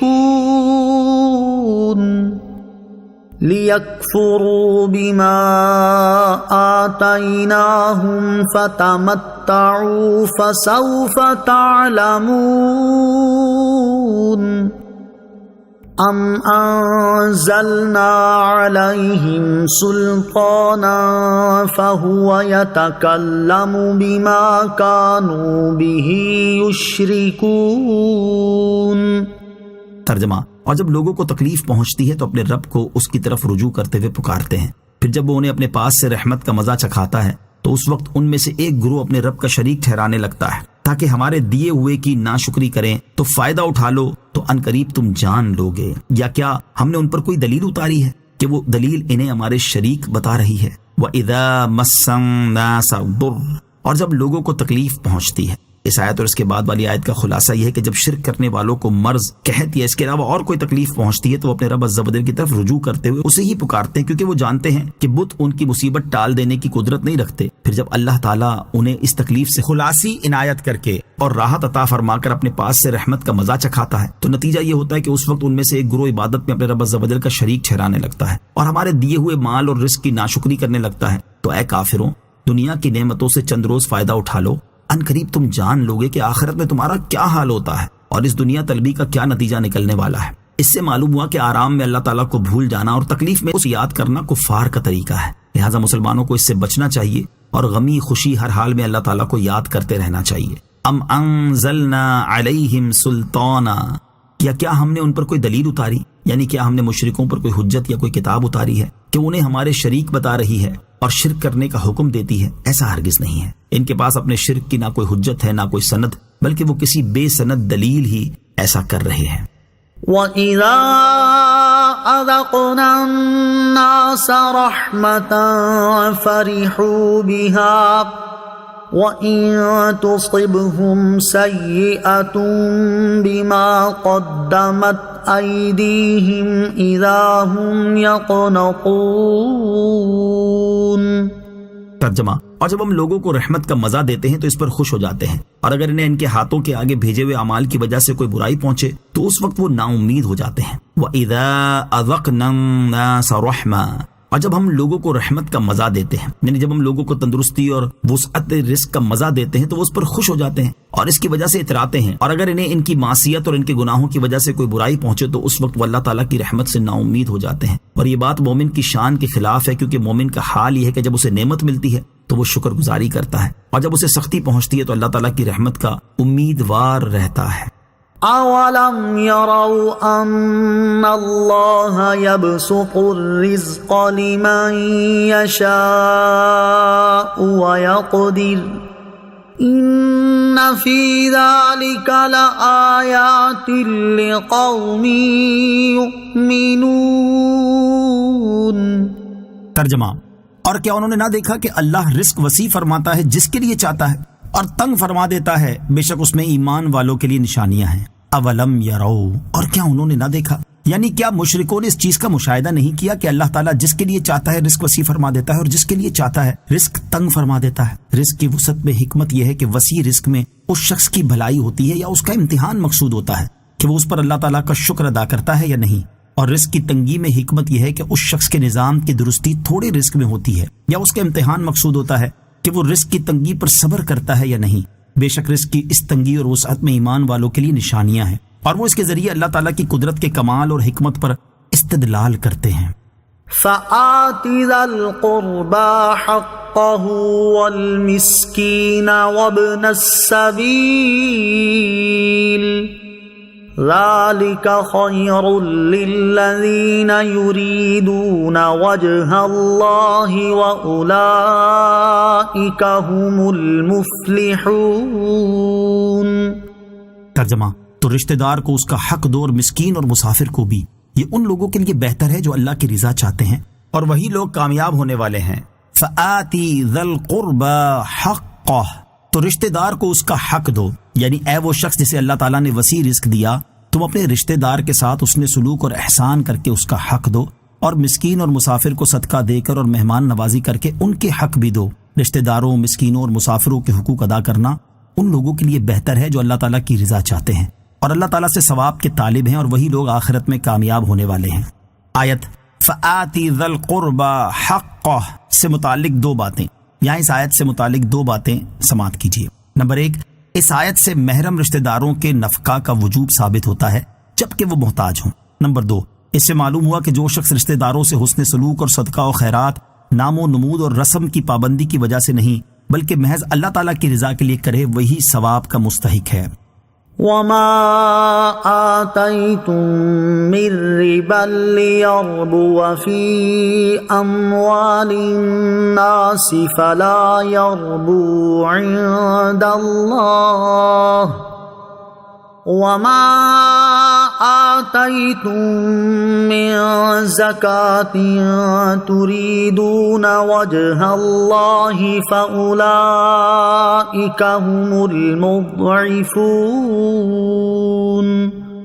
ترجمہ، اور جو مال تم لوگوں کو دو تاکہ وہ لوگوں کے مالوں میں بڑھتا رہے تو وہ اللہ کے نزدیک نہیں بڑھتا، اور جو تم اللہ کی رضا چاہتے ہوئے زکوٰۃ دیتے ہو تو وہی لوگ اپنے مال بڑھانے والے ہیں۔ وما آتیتم، اور جو مال تم لوگوں کو دو۔ ایک قول یہ ہے کہ اس آیت میں وہی سود مراد ہے جسے سورہ بقرہ کی آیت نمبر 279 میں حرام فرمایا گیا ہے، یعنی تم قرض دے کر جو سود لیتے ہو اور اپنے مالوں میں اضافہ کرتے ہو تو وہ اللہ تعالیٰ کے نزدیک اضافہ نہیں ہے۔ اور ایک قول یہ ہے کہ یہاں وہ تحفے مراد ہیں جو اس نیت سے دیے جاتے ہیں کہ جسے تحفہ دیا وہ اس سے زیادہ دے گا۔ چنانچہ مفسرین فرماتے ہیں کہ لوگوں کا دستور تھا کہ وہ دوست، احباب اور شناسائی رکھنے والوں کو یا اور کسی کو اس نیت سے ہدیہ دیتے تھے کہ وہ انہیں اس سے زیادہ دے گا۔ یہ جائز تو ہے لیکن اس پر ثواب نہ ملے گا اور اس میں برکت نہ ہوگی کیونکہ یہ عمل خالصتاً اللہ تعالیٰ کے لیے نہیں ہوا۔ نیوتا اور تحفہ دینے والوں کے لیے نصیحت۔ اس آیت میں ان لوگوں کے لیے بڑی نصیحت ہے جو شادی بیاہ وغیرہ پر اپنے عزیز رشتہ داروں یا دوست احباب کو نیوتا اور تحائف وغیرہ دیتے ہیں، لیکن اس سے ان کا مقصد اللہ تعالیٰ کی رضا حاصل کرنا نہیں ہوتا، بلکہ یا تو اس لیے دیتے ہیں کہ لوگ زیادہ دینے پر ان کی خوب تعریف کریں، یا اس لیے دیتے ہیں کہ خاندان میں ان کی ناک اونچی رہے، یا صرف اس لیے دیتے ہیں کہ انہیں 5 کے 10,000 ملے۔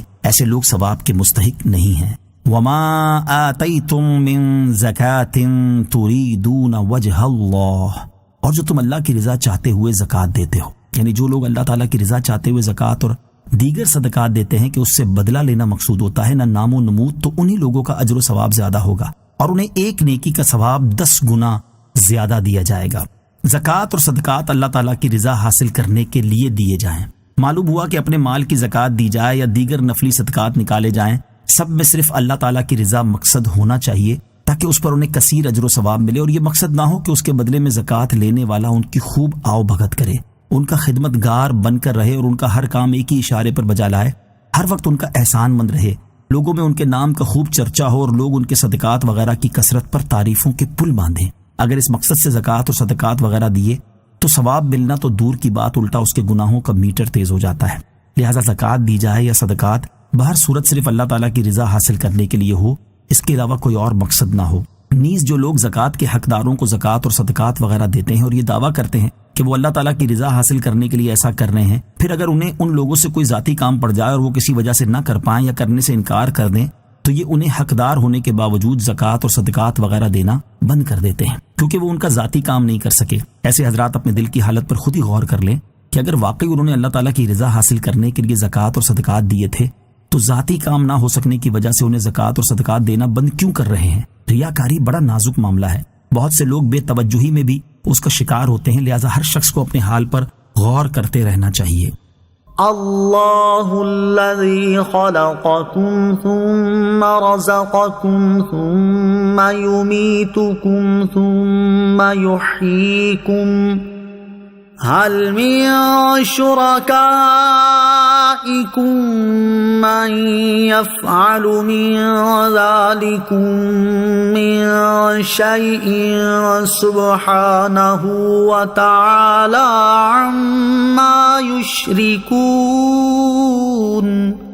ترجمہ: اللہ ہی ہے جس نے تمہیں پیدا کیا، پھر تمہیں روزی دی، پھر تمہیں مارے گا، پھر تمہیں زندہ کرے گا. کیا تمہارے شریکوں میں بھی کوئی ایسا ہے جو ان کاموں میں سے کچھ کر سکے؟ اللہ ان کے شرک سے پاک اور بلند و بالا ہے. اللہ الذی خلقکم، اللہ ہی ہے جس نے تمہیں پیدا کیا. اس آیت کا خلاصہ یہ ہے کہ پیدا کرنا، روزی دینا، مارنا اور زندہ کرنا، یہ سب کام اللہ تعالیٰ ہی کے ہیں. تو کیا جن بتوں کو تم اللہ تعالیٰ کا شریک ٹھہراتے ہو ان میں بھی کوئی ایسا ہے جو ان میں سے کوئی کام کر سکے؟ جب اس کے جواب سے مشرکین عاجز ہو گئے اور انہیں دم مارنے کی مجال نہ ہوئی تو ارشاد فرمایا کہ اللہ تعالیٰ ان کے شرک سے پاک اور بلند و بالا ہے. ظہر الفساد فی البر والبحر بما کسبت ایدی الناس لیذیقہم بعض الذی عملوا لعلہم یرجعون.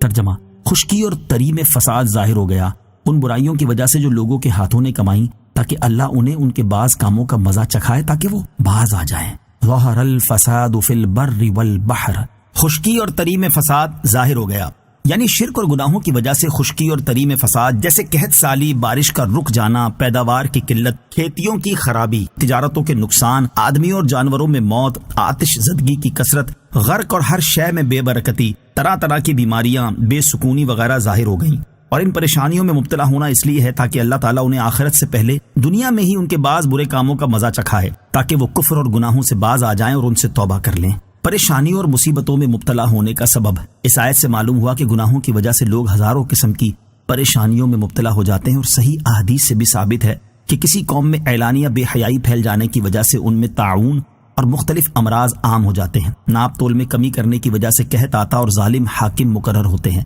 زکوٰۃ نہ دینے کی وجہ سے بارش رکتی ہے. اللہ تعالیٰ اور اس کے رسول کا عہد توڑنے کی وجہ سے دشمن مسلط ہو جاتا ہے. لوگوں کے مالوں پر جبری قبضہ کرنے کی وجہ سے اور اللہ تعالیٰ کی کتاب کے مطابق حکمرانوں کے فیصلے نہ کرنے کی وجہ سے لوگوں کے درمیان قتل و غارت گری ہوتی ہے، اور سود خوری کی وجہ سے زلزلے آتے اور شکلیں بگڑ جاتی ہیں. آیت اور احادیث کے خلاصے کو سامنے رکھتے ہوئے ہر ایک کو چاہیے کہ وہ موجودہ صورتحال پر غور کر لے کہ فی زمانہ بے حیائی عام ہونا، ناپ تول میں کمی کرنا، لوگوں کے اموال پر جبری قبضے کرنا، زکوٰۃ نہ دینا، جوا اور سود خوری وغیرہ، الغرض وہ کون سا گناہ ہے جو ہم میں عام نہیں؟ اور شاید انہی اعمال کا نتیجہ ہے کہ آج کل لوگ ایڈز، کینسر اور دیگر جان لیوا امراض میں مبتلا ہیں. ظالم حکمران ان پر مقرر ہیں، بارش رک جانے یا حد سے زیادہ آنے کی آفت کا یہ شکار ہیں، دشمن ان پر مسلط ہوتے جا رہے ہیں، قتل و غارت گری ان میں عام ہو چکی ہے، زلزلوں، طوفانوں اور سیلاب کی مصیبتوں میں یہ پھنسے ہوئے ہیں، تجارتی خسارے اور ہر چیز میں بے برکتی کا رونا یہ رو رہے ہیں. اللہ تعالیٰ ہمیں عقل سلیم عطا کرے اور اپنی بگڑی عملی حالت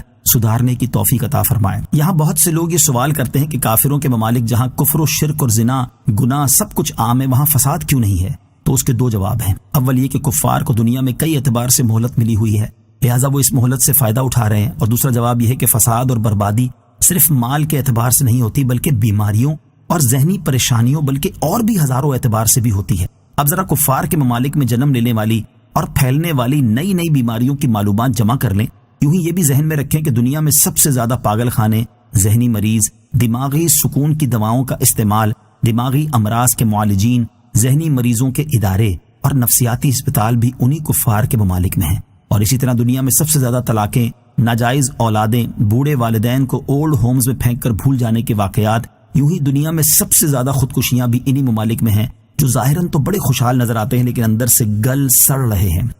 قل سیروا فی الارض فانظروا کیف کان عاقبۃ الذین من قبل کان اکثرهم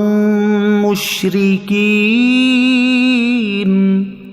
ترجمہ: تم فرماؤ زمین پر چل کر دیکھو ان سے پہلے لوگوں کا کیسا انجام ہوا، ان میں اکثر لوگ مشرک تھے. قل سیروا فی الارض، تم فرماؤ زمین پر چل کر دیکھو، یعنی اے حبیب صلی اللہ تعالی علیہ وسلم آپ فرما دے کہ اے مشرکوں تم اپنے سفر کے دوران عذاب یافتہ قوموں کی سرزمین پر چل کر عبرت کی نگاہ سے دیکھ لو کہ تم سے پہلے برے لوگوں کا انجام کیسا ہوا۔ ان میں اکثر لوگ مشرک اور باقی لوگ دیگر گناہوں میں مبتلا تھے۔ جب انہیں ان کے شرک اور گناہوں کی وجہ سے ہلاک اور برباد کر دیا گیا تو کفار قریش اور دیگر مشرکوں میں سے جو ان کے طریقے کو اختیار کیے ہوئے ہیں اور اپنے کفر پر قائم ہیں، یہ بھی ان کی طرح ہلاک اور برباد کر دیے جا سکتے ہیں۔ لہٰذا انہیں چاہیے کہ اللہ تعالیٰ کے عذاب سے ڈریں اور اپنے کفر و شرک سے باز آ جائیں۔ فَأَقِمْ وَجْهَكَ لِلدِّينِ الْقَيِّمِ مِن قَبْلِ أَن يَأْتِيَ يَوْمٌ لَّا مَرَدَّ لَهُ مِنَ اللَّهِ يَوْمَئِذٍ يَصَّدَّعُونَ۔ ترجمہ: تو اس دن کے آنے سے پہلے اپنا منہ دین مستقیم کے لیے سیدھا کر لو۔ جس دن کو اللہ کی طرف ٹلنا نہیں ہے اس دن لوگ الگ الگ ہو جائیں گے۔ فَأَقِمْ وَجْهَكَ لِلدِّينِ الْقَيِّمِ، تو اپنا منہ دین مستقیم کے لیے سیدھا کر لو۔ اس آیت میں خطاب نبی کریم علیہ الصلوۃ والسلام سے ہے اور مراد آپ اور آپ کی امت ہے، اور معنی یہ ہے کہ قیامت کا دن آنے سے پہلے پہلے دین اسلام پر مضبوطی کے ساتھ قائم رہیں، دین اسلام کو پھیلانے میں مشغول رہیں اور کافروں کے ایمان نہ لانے پر غمزدہ نہ ہوں۔ اور قیامت کا دن ایسا ہے کہ اسے اللہ تعالیٰ کی طرف سے ٹلنا نہیں ہے، اور اس دن حساب کے بعد لوگ الگ الگ ہو جائیں گے کہ جنتی جنت کی طرف اور دوزخی دوزخ کی طرف چلے جائیں گے۔ من كفر فعليه كفره ومن عمل صالحا فلأنفسهم يمهدون۔ ترجمہ: جس نے کفر کیا تو اس کے کفر کا وبال اسی پر ہے، اور جو اچھا کام کریں وہ اپنے ہی کے لیے تیاری کر رہے ہیں۔ من کفر فعلیہ کفرہ، جس نے کفر کیا تو اس کے کفر کا وبال اسی پر ہے، یعنی جس نے دنیا میں اللہ تعالیٰ کے ساتھ کفر کیا تو اس کے کفر کا وبال اسی پر ہے کہ اس کے کفر سے دوسرے نہ پکڑے جائیں گے بلکہ خود وہی پکڑا جائے گا، اور جو اچھا کام کریں وہ اپنے فائدے ہی کے لیے تیاری کر رہے ہیں کہ جنت کے درجات میں راحت و آرام پائیں گے۔ ہمارے اعمال کا فائدہ یا نقصان ہمیں ہی ہوگا۔ اس آیت سے معلوم ہوا کہ اللہ تعالیٰ ہمارے اعمال سے بے نیاز ہے، اور ہم جو اچھا یا برا عمل کریں گے اس کا فائدہ یا نقصان ہمیں ہی ہوگا۔ اسی چیز کو بیان کرتے ہوئے ایک اور مقام پر اللہ تعالیٰ ارشاد فرماتا ہے: ان احسنتم احسنتم لانفسکم وان اسأتم فلها۔ ترجمہ: اگر تم بھلائی کرو گے تو تم اپنے لیے ہی بہتر کرو گے، اور اگر تم برا کرو گے تو تمہاری جانوں کے لیے ہی ہوگا۔ اور ارشاد فرماتا ہے: من عمل صالحا فلنفسه ومن اساء فعليها وما ربك بظلام للعبید۔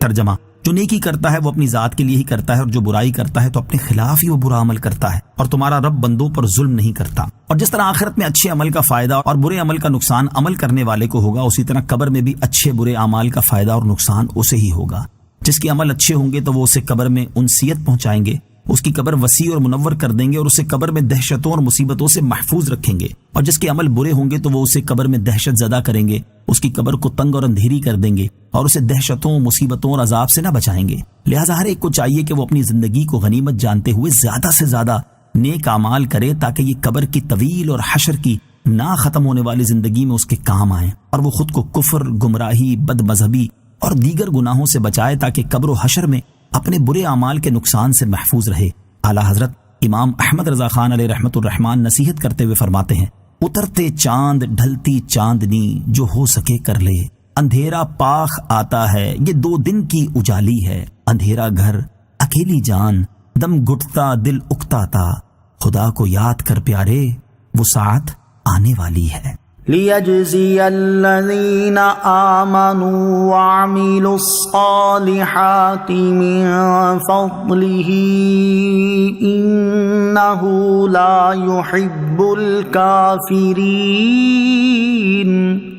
ترجمہ: تاکہ اللہ ان لوگوں کو اپنے فضل سے جزا عطا فرمائے جو ایمان لائے اور اچھے کام کیے، بے شک وہ کافروں کو پسند نہیں کرتا۔ لیجزی، تاکہ اللہ جزا عطا فرمائے۔ اس آیت کا ایک معنی یہ ہے کہ جو لوگ اچھا کام اور نیک عمل کر رہے ہیں وہ اپنے ہی فائدے کے لیے کر رہے ہیں، تاکہ اللہ تعالیٰ اپنے فضل سے نیک اعمال کرنے والے مسلمانوں کو جزا عطا فرمائے۔ دوسرا معنی یہ ہے کہ قیامت کے دن لوگوں کو اس لیے الگ الگ کر دیا جائے گا تاکہ اللہ تعالیٰ اپنے فضل سے ان لوگوں کو صلہ عطا فرمائے جنہوں نے ایمان قبول کیا اور نیک اعمال کیے۔ بے شک اللہ تعالیٰ کافروں کو پسند نہیں کرتا، بلکہ وہ کافر سے ناراض ہے اور اسے سخت سزا دے گا۔ نیک اعمال کی جزا ملنا محض اللہ تعالیٰ کا فضل ہے۔ اس سے معلوم ہوا کہ بندے کو اس کے نیک اعمال کا صلہ دینا اور نیک اعمال کے بدلے اسے ثواب اور جزا دینا اللہ تعالیٰ پر لازم نہیں، اور وہ نیک لوگوں کو ان کی نیکیوں کا جو بھی اجر عطا فرمائے گا وہ صرف اس کا فضل و کرم ہے۔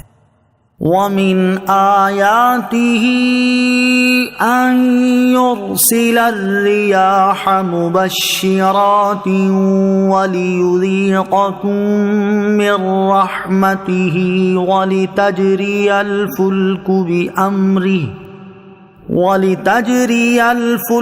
بِأَمْرِهِ وَلِتَبْتَغُوا مِن فَضْلِهِ وَلَعَلَّكُمْ تَشْكُرُونَ۔ ترجمہ، اور اس کی نشانیوں میں سے ہے کہ وہ خوشخبری دیتی ہوئی ہوائیں بھیجتا ہے، اور تاکہ تمہیں اپنی رحمت کا مزہ چکھائے، اور تاکہ اس کے حکم سے کشتی چلے، اور تاکہ تم اس کا فضل تلاش کرو، اور تاکہ تم شکر گزار ہو جاؤ۔ وَمِنْ آیَاتِهِ، اور اس کی نشانیوں میں سے ہے۔ اس آیت کا خلاصہ یہ ہے کہ اللہ تعالیٰ کی وحدانیت اور قدرت کی نشانیوں میں سے ہے کہ وہ بارش اور پیداوار کی کثرت کی خوشخبری دیتی ہوئی ہوائیں بھیجتا ہے، اور وہ اس لیے ہوائیں بھیجتا ہے تاکہ تمہیں اپنی رحمت یعنی بارش کا مزہ چکھائے، اور وہ اس لیے ہوائیں بھیجتا ہے تاکہ ان کے ذریعے اللہ تعالیٰ کے حکم سے دریا میں کشتی چلے اور تم سمندری سفر کے ذریعے اس کا فضل یعنی رزق تلاش کرو، اور اس لیے کہ تم اللہ تعالیٰ کی نعمتوں کا حق مانو اور اس کی وحدانیت پر ایمان لا کر شکر گزار بندے بن جاؤ۔ وَلَقَدْ أَرْسَلْنَا مِن قَبْلِكَ رُسُلًا إِلَىٰ قَوْمِهِمْ فَجَاءُوهُم بِالْبَيِّنَاتِ فَانتَقَمْنَا مِنَ الَّذِينَ أَجْرَمُوا وَكَانَ حَقًّا عَلَيْنَا نَصْرُ الْمُؤْمِنِينَ۔ ترجمہ، اور بے شک ہم نے تم سے پہلے کتنے رسول ان کی قوم کی طرف بھیجے تو وہ ان کے پاس کھلی نشانیاں لائے، پھر ہم نے مجرموں سے انتقام لیا اور مسلمانوں کی مدد کرنا ہمارے ذمہ کرم پر ہے۔ وَلَقَدْ أَرْسَلْنَا مِن قَبْلِكَ رُسُلًا إِلَىٰ قَوْمِهِمْ، اور بے شک ہم نے تم سے پہلے کتنے رسول ان کی قوم کی طرف بھیجے، یعنی اے حبیب صلی اللہ تعالیٰ علیہ وسلم، جس طرح ہم نے آپ کو آپ کی قوم کی طرف بھیجا اسی طرح ہم نے آپ سے پہلے کتنے رسول ان کی قوم کی طرف بھیجے، اور جس طرح آپ اپنی قوم کے پاس کھلی نشانیاں لے کر آئے اسی طرح وہ رسول بھی اپنی قوموں کے پاس کھلی نشانیاں لائے، اور جو ان رسولوں کی رسالت کی تصدیق پر واضح دلیل تھی، لیکن ان کی قوم میں سے بعض لوگ ایمان لائے اور بعض نے کفر کیا، پھر ان رسولوں پر ایمان نہ لانے کی وجہ سے ہم نے مجرموں سے انتقام لیا کہ دنیا میں انہیں عذاب میں مبتلا کر کے ہلاک کر دیا۔ اور اے حبیب صلی اللہ تعالیٰ علیہ وسلم، مسلمانوں کو نجات دینا اور کافروں کو ہلاک کرنا ہمارے ذمہ کرم پر ہے۔ آیت کے آخری حصے میں نبی کریم علیہ الصلوۃ والسلام کو آخرت کی کامیابی اور دشمنوں پر فتح و نصرت کی بشارت دی گئی ہے۔ مسلمان بھائی کی آبرو بچانے کی فضیلت حضرت ابو درداء رضی اللہ تعالی عنہ سے روایت ہے، رسول کریم علیہ الصلوۃ والسلام نے ارشاد فرمایا، جو مسلمان اپنے بھائی کی آبرو بچائے گا اللہ تعالیٰ اسے قیامت کے دن جہنم کی آگ سے بچائے گا۔ یہ فرما کر سرکار دو عالم علیہ الصلوۃ والسلام نے یہ آیت تلاوت فرمائی، کان حقا علینا نصر المؤمنین۔ ترجمہ، مسلمانوں کی مدد کرنا ہمارے ذمہ کرم پر ہے۔ اللہ الذی یرسل الریاح فتثیر سحابا فیبسطه فی السماء کیف یشاء فيبسطه في السماء كيف يشاء ويجعله كسفا فترى الودق يخرج من خلاله فإذا أصاب به من يشاء من عباده إذا هم يستبشرون وَإِن كَانُوا مِن قَبْلِ أَن يُنَزَّلَ عَلَيْهِم مِّن قَبْلِهِ لَمُبْلِسِينَ۔ ترجمہ، اللہ ہی ہے جو ہواؤں کو بھیجتا ہے تو وہ ہوائیں بادل ابھارتی ہیں، پھر اللہ اس بادل کو آسمان میں جیسا چاہتا ہے پھیلا دیتا ہے، اور کبھی اسے ٹکڑے ٹکڑے کر دیتا ہے تو دیکھتا ہے کہ اس کے بیچ میں سے بارش نکلتی ہے، پھر جب اپنے بندوں میں سے جسے چاہتا ہے اس تک وہ بارش پہنچاتا ہے تو جبھی وہ خوش ہو جاتے ہیں، اگرچہ اس بارش کے اتارے جانے سے پہلے وہ بڑے نا امید ہوتے ہیں۔ اللہ الذی یرسل الریاح، اللہ ہی ہے جو ہواؤں کو بھیجتا ہے۔ اس آیت اور اس کے بعد والی آیت کا خلاصہ یہ ہے کہ اللہ تعالیٰ ہی اپنی حکمت کے موافق ہواؤں کو بھیجتا ہے تو وہ ہوائیں بادل اٹھا کر لاتی ہیں، پھر اللہ تعالیٰ اپنی مشیت کے مطابق کبھی اس بادل کو آسمان میں پھیلا دیتا ہے کہ کہ ہر طرف بادل چھائے ہوتے ہیں اور کبھی اسے ٹکڑے ٹکڑے کر دیتا ہے کہ کہیں بادل اور کہیں خالی جگہ ہوتی ہے، اور اللہ تعالیٰ کے حکم سے اس بادل کے بیچ میں سے بارش نکلتی نظر آتی ہے۔ پھر جب اللہ تعالیٰ اپنے بندوں میں سے جن کے شہروں اور سرزمین کی طرف چاہتا ہے ان تک وہ بارش پہنچاتا ہے، اور جب بارش ہوتی ہے تو وہ بندے خوش ہو جاتے ہیں، حالانکہ اس بارش کے نازل کیے جانے سے پہلے وہ لوگ بارش ہونے سے بڑے نا امید ہو چکے ہوتے ہیں۔ فانظر إلى آثار رحمت اللہ کیف یحیی الارض بعد موتها ان ذلك لمحیی الموتى وهو على كل شيء قدیر۔ ترجمہ، تو اللہ کی رحمت کے نشانات دیکھو کہ وہ کس طرح زمین کو مردہ ہونے کے بعد زندہ کرتا ہے، بے شک وہ مردوں کو زندہ کرنے والا ہے اور وہ ہر شے پر قادر ہے۔ فانظر الی آثار رحمت اللہ، تو اللہ کی رحمت کے نشانات دیکھو۔ ارشاد فرمایا کہ اے لوگو، اللہ تعالیٰ کی رحمت یعنی بارش نازل ہونے پر مرتب ہونے والے نشانات دیکھو کہ بارش زمین کو سیراب کرتی ہے، پھر اس سے سبزہ نکلتا ہے، سبزے سے پھل پیدا ہوتے ہیں اور پھلوں میں غذائیت ہوتی ہے، اور اس سے جانداروں کے جسمانی نظام کو مدد پہنچتی ہے۔ اور یہ دیکھو کہ اللہ تعالیٰ یہ سبزے اور پھل پیدا کر کے کس طرح خشک ہو جانے والی زمین کو سرسبز و شاداب بنا دیتا ہے، اور جس نے خشک زمین کو سرسبز کر دیا وہ بے شک مردوں کو زندہ کرے گا، اور وہ ہر اس چیز پر قادر ہے جو اس کی قدرت کے تحت آنے کی صلاحیت رکھتی ہے۔ وَلَئِنْ أَرْسَلْنَا رِيحًا فَرَأَوْهُ مُصْفَرًّا لَظَلُّوا مِنْ بَعْدِهِ يَكْفُرُونَ۔ ترجمہ، اور اگر ہم کوئی ہوا بھیجیں جس سے وہ کھیتی کو زرد دیکھیں تو ضرور اس کے بعد ناشکری کرنے لگیں گے۔ وَلَئِنْ أَرْسَلْنَا رِيحًا، اور اگر ہم کوئی ہوا بھیجیں۔ اس سے پہلی آیات میں بیان ہوا کہ بارش رک جانے سے لوگ مایوس ہو جاتے ہیں اور بارش ہوتی دیکھ کر خوش ہو جاتے ہیں، اور اس آیت میں بیان فرمایا کہ ان کی حالت ہمیشہ نہیں رہتی، بلکہ اگر ہم کوئی ایسی ہوا بھیجیں جو کھیتی اور سبزے کے لیے نقصان دہ ہو، پھر وہ کھیتی کو سرسبز و شاداب ہونے کے بعد زرد دیکھیں تو ضرور کھیتی زرد ہونے کے بعد ناشکری کرنے لگیں گے اور پہلی نعمت سے بھی مکر جائیں گے۔ مراد یہ ہے کہ ان لوگوں کی حالت یہ ہے کہ جب انہیں رحمت پہنچتی ہے، رزق ملتا ہے تو وہ خوش ہو جاتے ہیں، اور جب کوئی سختی آتی ہے، کھیتی خراب ہوتی ہے تو پہلی نعمتوں سے بھی مکر جاتے ہیں، حالانکہ انہیں چاہیے تو یہ تھا کہ وہ اللہ تعالیٰ پر توکل کرتے، اور جب نعمت پہنچتی تو شکر بجا لاتے، اور جب بلا آتی تو صبر کرتے اور دعا و استغفار میں مشغول ہو جاتے۔ فَإِنَّكَ لَا تُسْمِعُ الْمَوْتَى وَلَا تُسْمِعُ الصُّمَّ الدُّعَاءَ إِذَا وَلَّوْا مُدْبِرِينَ۔ ترجمہ، پس بے شک تم مردوں کو نہیں سنا سکتے اور نہ بہروں کو پکار سنا سکتے ہو جب وہ پیٹھ دے کر پھریں۔ فَإِنَّكَ لَا تُسْمِعُ الْمَوْتَى، پس بے شک تم مردوں کو نہیں سنا سکتے۔ اس آیت میں اللہ تعالیٰ اپنے حبیب اکرم سرور دو عالم صلی اللہ تعالی علیہ وآلہ وسلم کو تسلی دیتے ہوئے فرماتا ہے کہ آپ صلی اللہ تعالی علیہ وآلہ وسلم ان کافروں کی محرومی اور ان کے ایمان نہ لانے پر رنجیدہ نہ ہوں،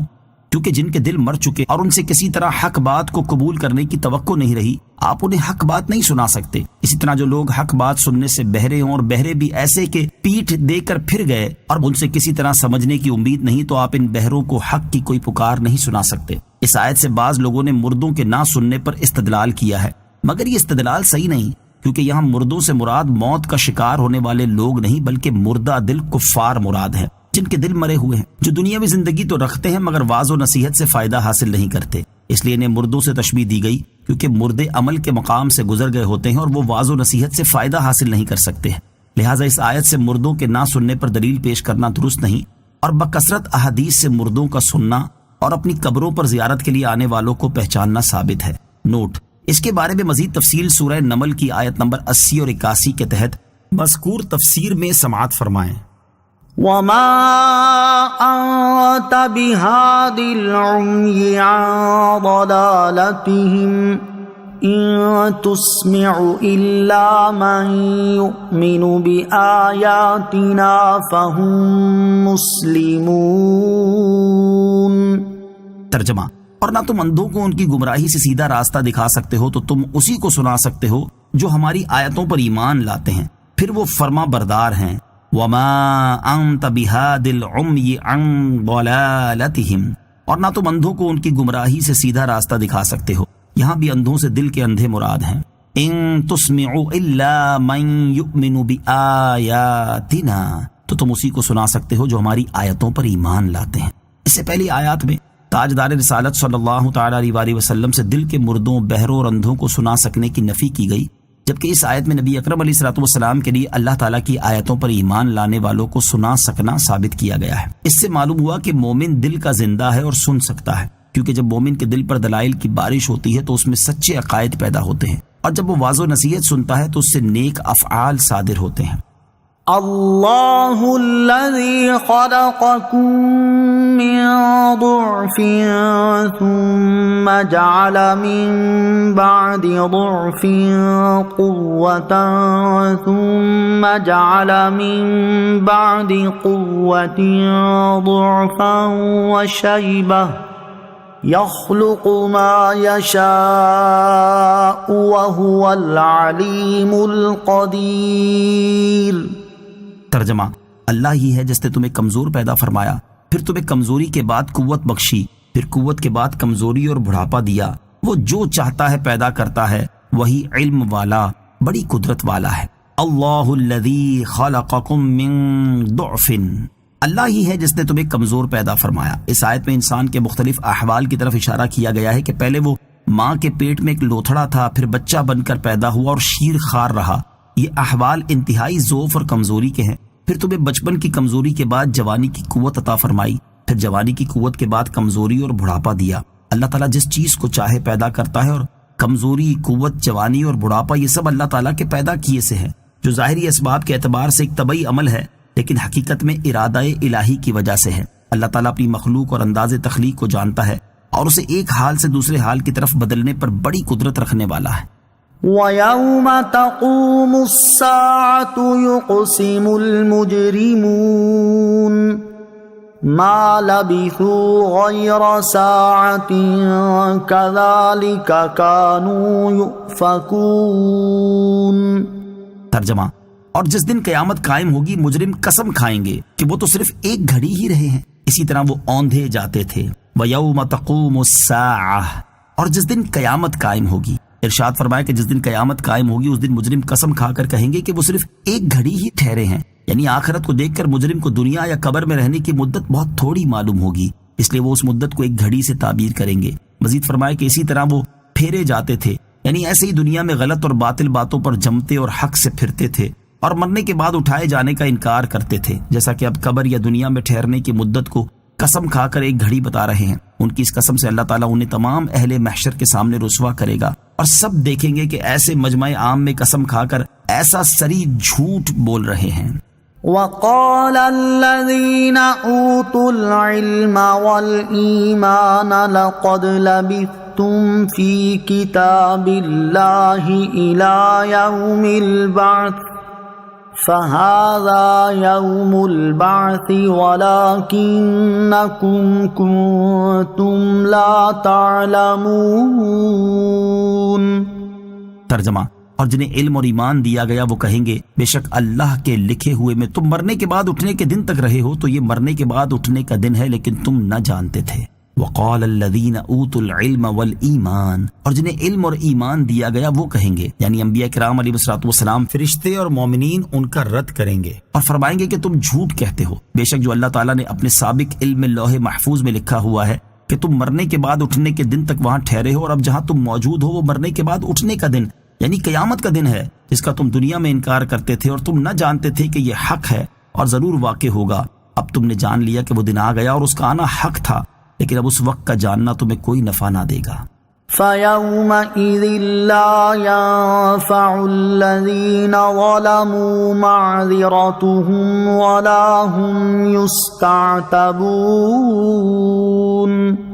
ترجمہ: تو اس دن ظالموں کو ان کا معافی مانگنا نفع نہ دے گا اور نہ ان سے رجوع کرنے کا مطالبہ کیا جائے گا۔ فَيَوْمَئِذٍ، تو اس دن یعنی قیامت کے دن ظالموں کو ان کا معافی مانگنا کوئی نفع نہ دے گا، اور نہ ان سے یہ کہا جائے گا کہ توبہ کر کے اپنے رب عز و جل کو راضی کر لو، جیسا کہ دنیا میں ان سے توبہ طلب کی جاتی تھی، کیونکہ اس وقت توبہ اور طاعت مقبول نہیں۔ گناہگار مسلمانوں کے لیے نصیحت، اس آیت میں ان گناہگار مسلمانوں کے لیے بھی نصیحت ہے کہ جو اپنی زندگی کے قیمتی لمحات گناہوں میں صرف کر رہے ہیں اور ان سے توبہ کی طرف ان کا دل مائل نہیں ہو رہا، انہیں اس بات پر غور کرنا چاہیے کہ اگر توبہ کیے بغیر مر گئے تو آخرت میں گناہوں پر پکڑ بھی ہو سکتی ہے۔ اور توبہ کا وقت دنیا کی زندگی ہے، آخرت میں توبہ کرنا کچھ کام نہ دے گا، لہٰذا انہیں چاہیے کہ اپنی زندگی کو غنیمت جان کر موت سے پہلے اپنے اعمال کا محاسبہ کر لیں اور اللہ تعالیٰ کی بارگاہ میں گناہوں سے سچی توبہ کر کے نیک اعمال میں مصروف ہو جائیں۔ کثیر احادیث میں اس کی بہت ترغیب دی گئی ہے، یہاں ان میں سے 3 احادیث سماعت کیجیے۔ چنانچہ نمبر 1، حضرت جابر بن عبداللہ رضی اللہ تعالیٰ عنہ سے روایت ہے،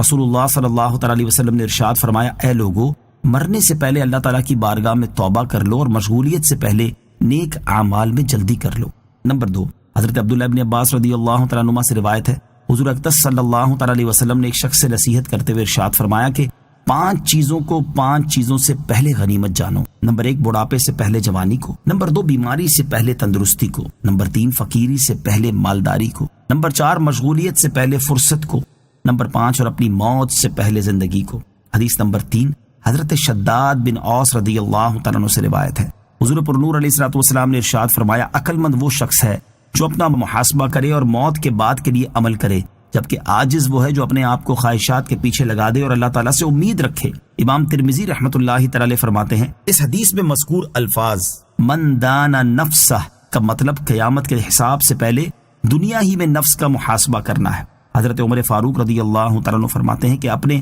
نفسوں کا محاسبہ کرو اس سے پہلے کہ تمہارا محاسبہ کیا جائے، اور بڑی پیشی کے لیے تیار ہو جاؤ۔ قیامت کے دن اس آدمی کا حساب آسان ہوگا جس نے دنیا ہی میں اپنا حساب کر لیا۔ حضرت میمون بن مہران رضی اللہ تعالیٰ عنہ فرماتے کہ بندہ اس وقت تک پرہیزگار شمار نہیں ہوتا جب تک اپنے نفس کا ایسے محاسبہ نہ کرے جیسے اپنے شریک کا کرتا ہے کہ اس نے کہاں سے کھایا اور کہاں سے پہنا۔ اللہ تعالیٰ ہر مسلمان کو اپنے اعمال کا محاسبہ کرنے، گناہوں سے بچنے، توبہ کرنے اور نیک اعمال میں مصروف ہونے کی توفیق عطا فرمائے، آمین۔ وَلَقَدْ ضَرَبْنَا لِلنَّاسِ فِي هَذَا الْقُرْآنِ مِنْ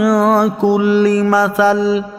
وَلَئِن جِئْتَهُم بِآيَةٍ لَيَقُولَنَّ الَّذِينَ كَفَرُوا إِنْ أَنْتُمْ إِلَّا مُبْطِلُونَ۔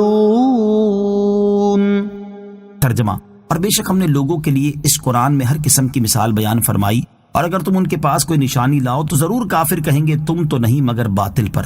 وَلَقَدْ ضَرَبْنَا لِلنَّاسِ فِي هَذَا الْقُرْآنِ مِنْ كُلِّ مَثَلٍ، اور بے شک ہم نے لوگوں کے لیے اس قرآن میں ہر قسم کی مثال بیان فرمائی، یعنی ہم نے اس قرآن میں لوگوں کے لیے ہر طرح کی مثال بیان فرما دی جس کی انہیں دین اور دنیا میں حاجت ہے، اور اس میں غور و فکر اور تدبر کرنے والا ہدایت اور نصیحت حاصل کر سکتا ہے۔ اور مثالیں اس لیے بیان فرمائی گئیں کہ کافروں کو تنبیہ ہو اور انہیں عذاب سے ڈرانا اپنے کمال کو پہنچے، لیکن انہوں نے اپنی سیاہ باطنی اور سخت دلی کے باعث کچھ بھی فائدہ نہ اٹھایا، بلکہ جب کوئی آیت قرآن آئی اس کو جھٹلا دیا اور اس کا انکار کر دیا۔ گناہ کے 3 درجے۔ صوفیہ فرماتے کہ گناہ کے 3 درجے ہیں۔ ادنا درجہ یہ ہے کہ مجرم اپنے آپ کو گناہگار جانتا ہوا گناہ کرے اور سمجھانے پر کم از کم شرمندہ ہو جائے، اس کی معافی انشاءاللہ ہو جائے گی۔ اس سے اوپر درجہ یہ ہے کہ انسان اپنے گناہوں سے لاپرواہ ہو جائے، گناہ کرے نادم نہ ہو، کبھی یہ سوچے بھی نہیں کہ میں کیا کر رہا ہوں۔ اس بیماری سے شفا بمشکل ہوتی ہے۔ اس کے اوپر یہ کہ اپنے گناہوں کو اچھا سمجھے، دوسروں کی نیکیوں کو برا جانے، گناہوں پر فخر کرے اور نیکیوں پر تانا کرے، یہ دل کی مہر کا باعث ہے۔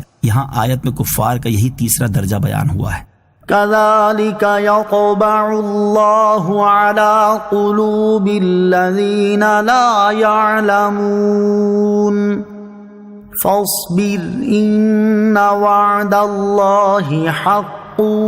وَلَا يَسْتَخِفَّنَّكَ الَّذِينَ لَا يُوقِنُونَ۔ ترجمہ، اسی طرح اللہ جاہلوں کے دلوں پر مہر لگا دیتا ہے، تو صبر کرو، بے شک اللہ کا وعدہ سچا ہے اور یقین نہ کرنے والے تمہیں تیش پر نہ ابھاریں۔ کذالک، اسی طرح، یعنی جس طرح ان لوگوں کے دلوں پر مہر لگا دی، اسی طرح ان جاہلوں کے دلوں پر بھی اللہ تعالیٰ مہر لگا دیتا ہے، جن کے بارے میں جانتا ہے کہ وہ گمراہی اختیار کریں گے اور حق والوں کو باطل پر بتائیں گے۔ فاصبر، تو صبر کرو، یعنی اے حبیب صلی اللہ تعالی علیہ وآلہ وسلم، آپ ان کفار کی ایذا اور عداوت پر صبر کریں۔ بے شک آپ علیہ الصلوۃ والسلام کی مدد فرمانے کا اور دین اسلام کو تمام دینوں پر غالب کرنے کا اللہ تعالیٰ نے جو وعدہ فرمایا وہ سچا ہے، اور یہ وعدہ ضرور پورا ہوگا۔ اور یہ لوگ جنہیں آخرت کا یقین نہیں ہے اور قیامت کے دن دوبارہ زندہ کیے جانے اور حساب کے منکر ہیں، ان کی شدتیں اور ان کے انکار اور کی نالائق حرکات آپ علیہ الصلوۃ والسلام کے لیے تیش اور رنج کا باعث نہ ہوں، اور ایسا نہ ہو کہ آپ علیہ الصلوۃ والسلام ان کے حق میں عذاب کی دعا کرنے میں جلدی فرما دیں۔ آمنت باللہ صدق اللہ العظیم.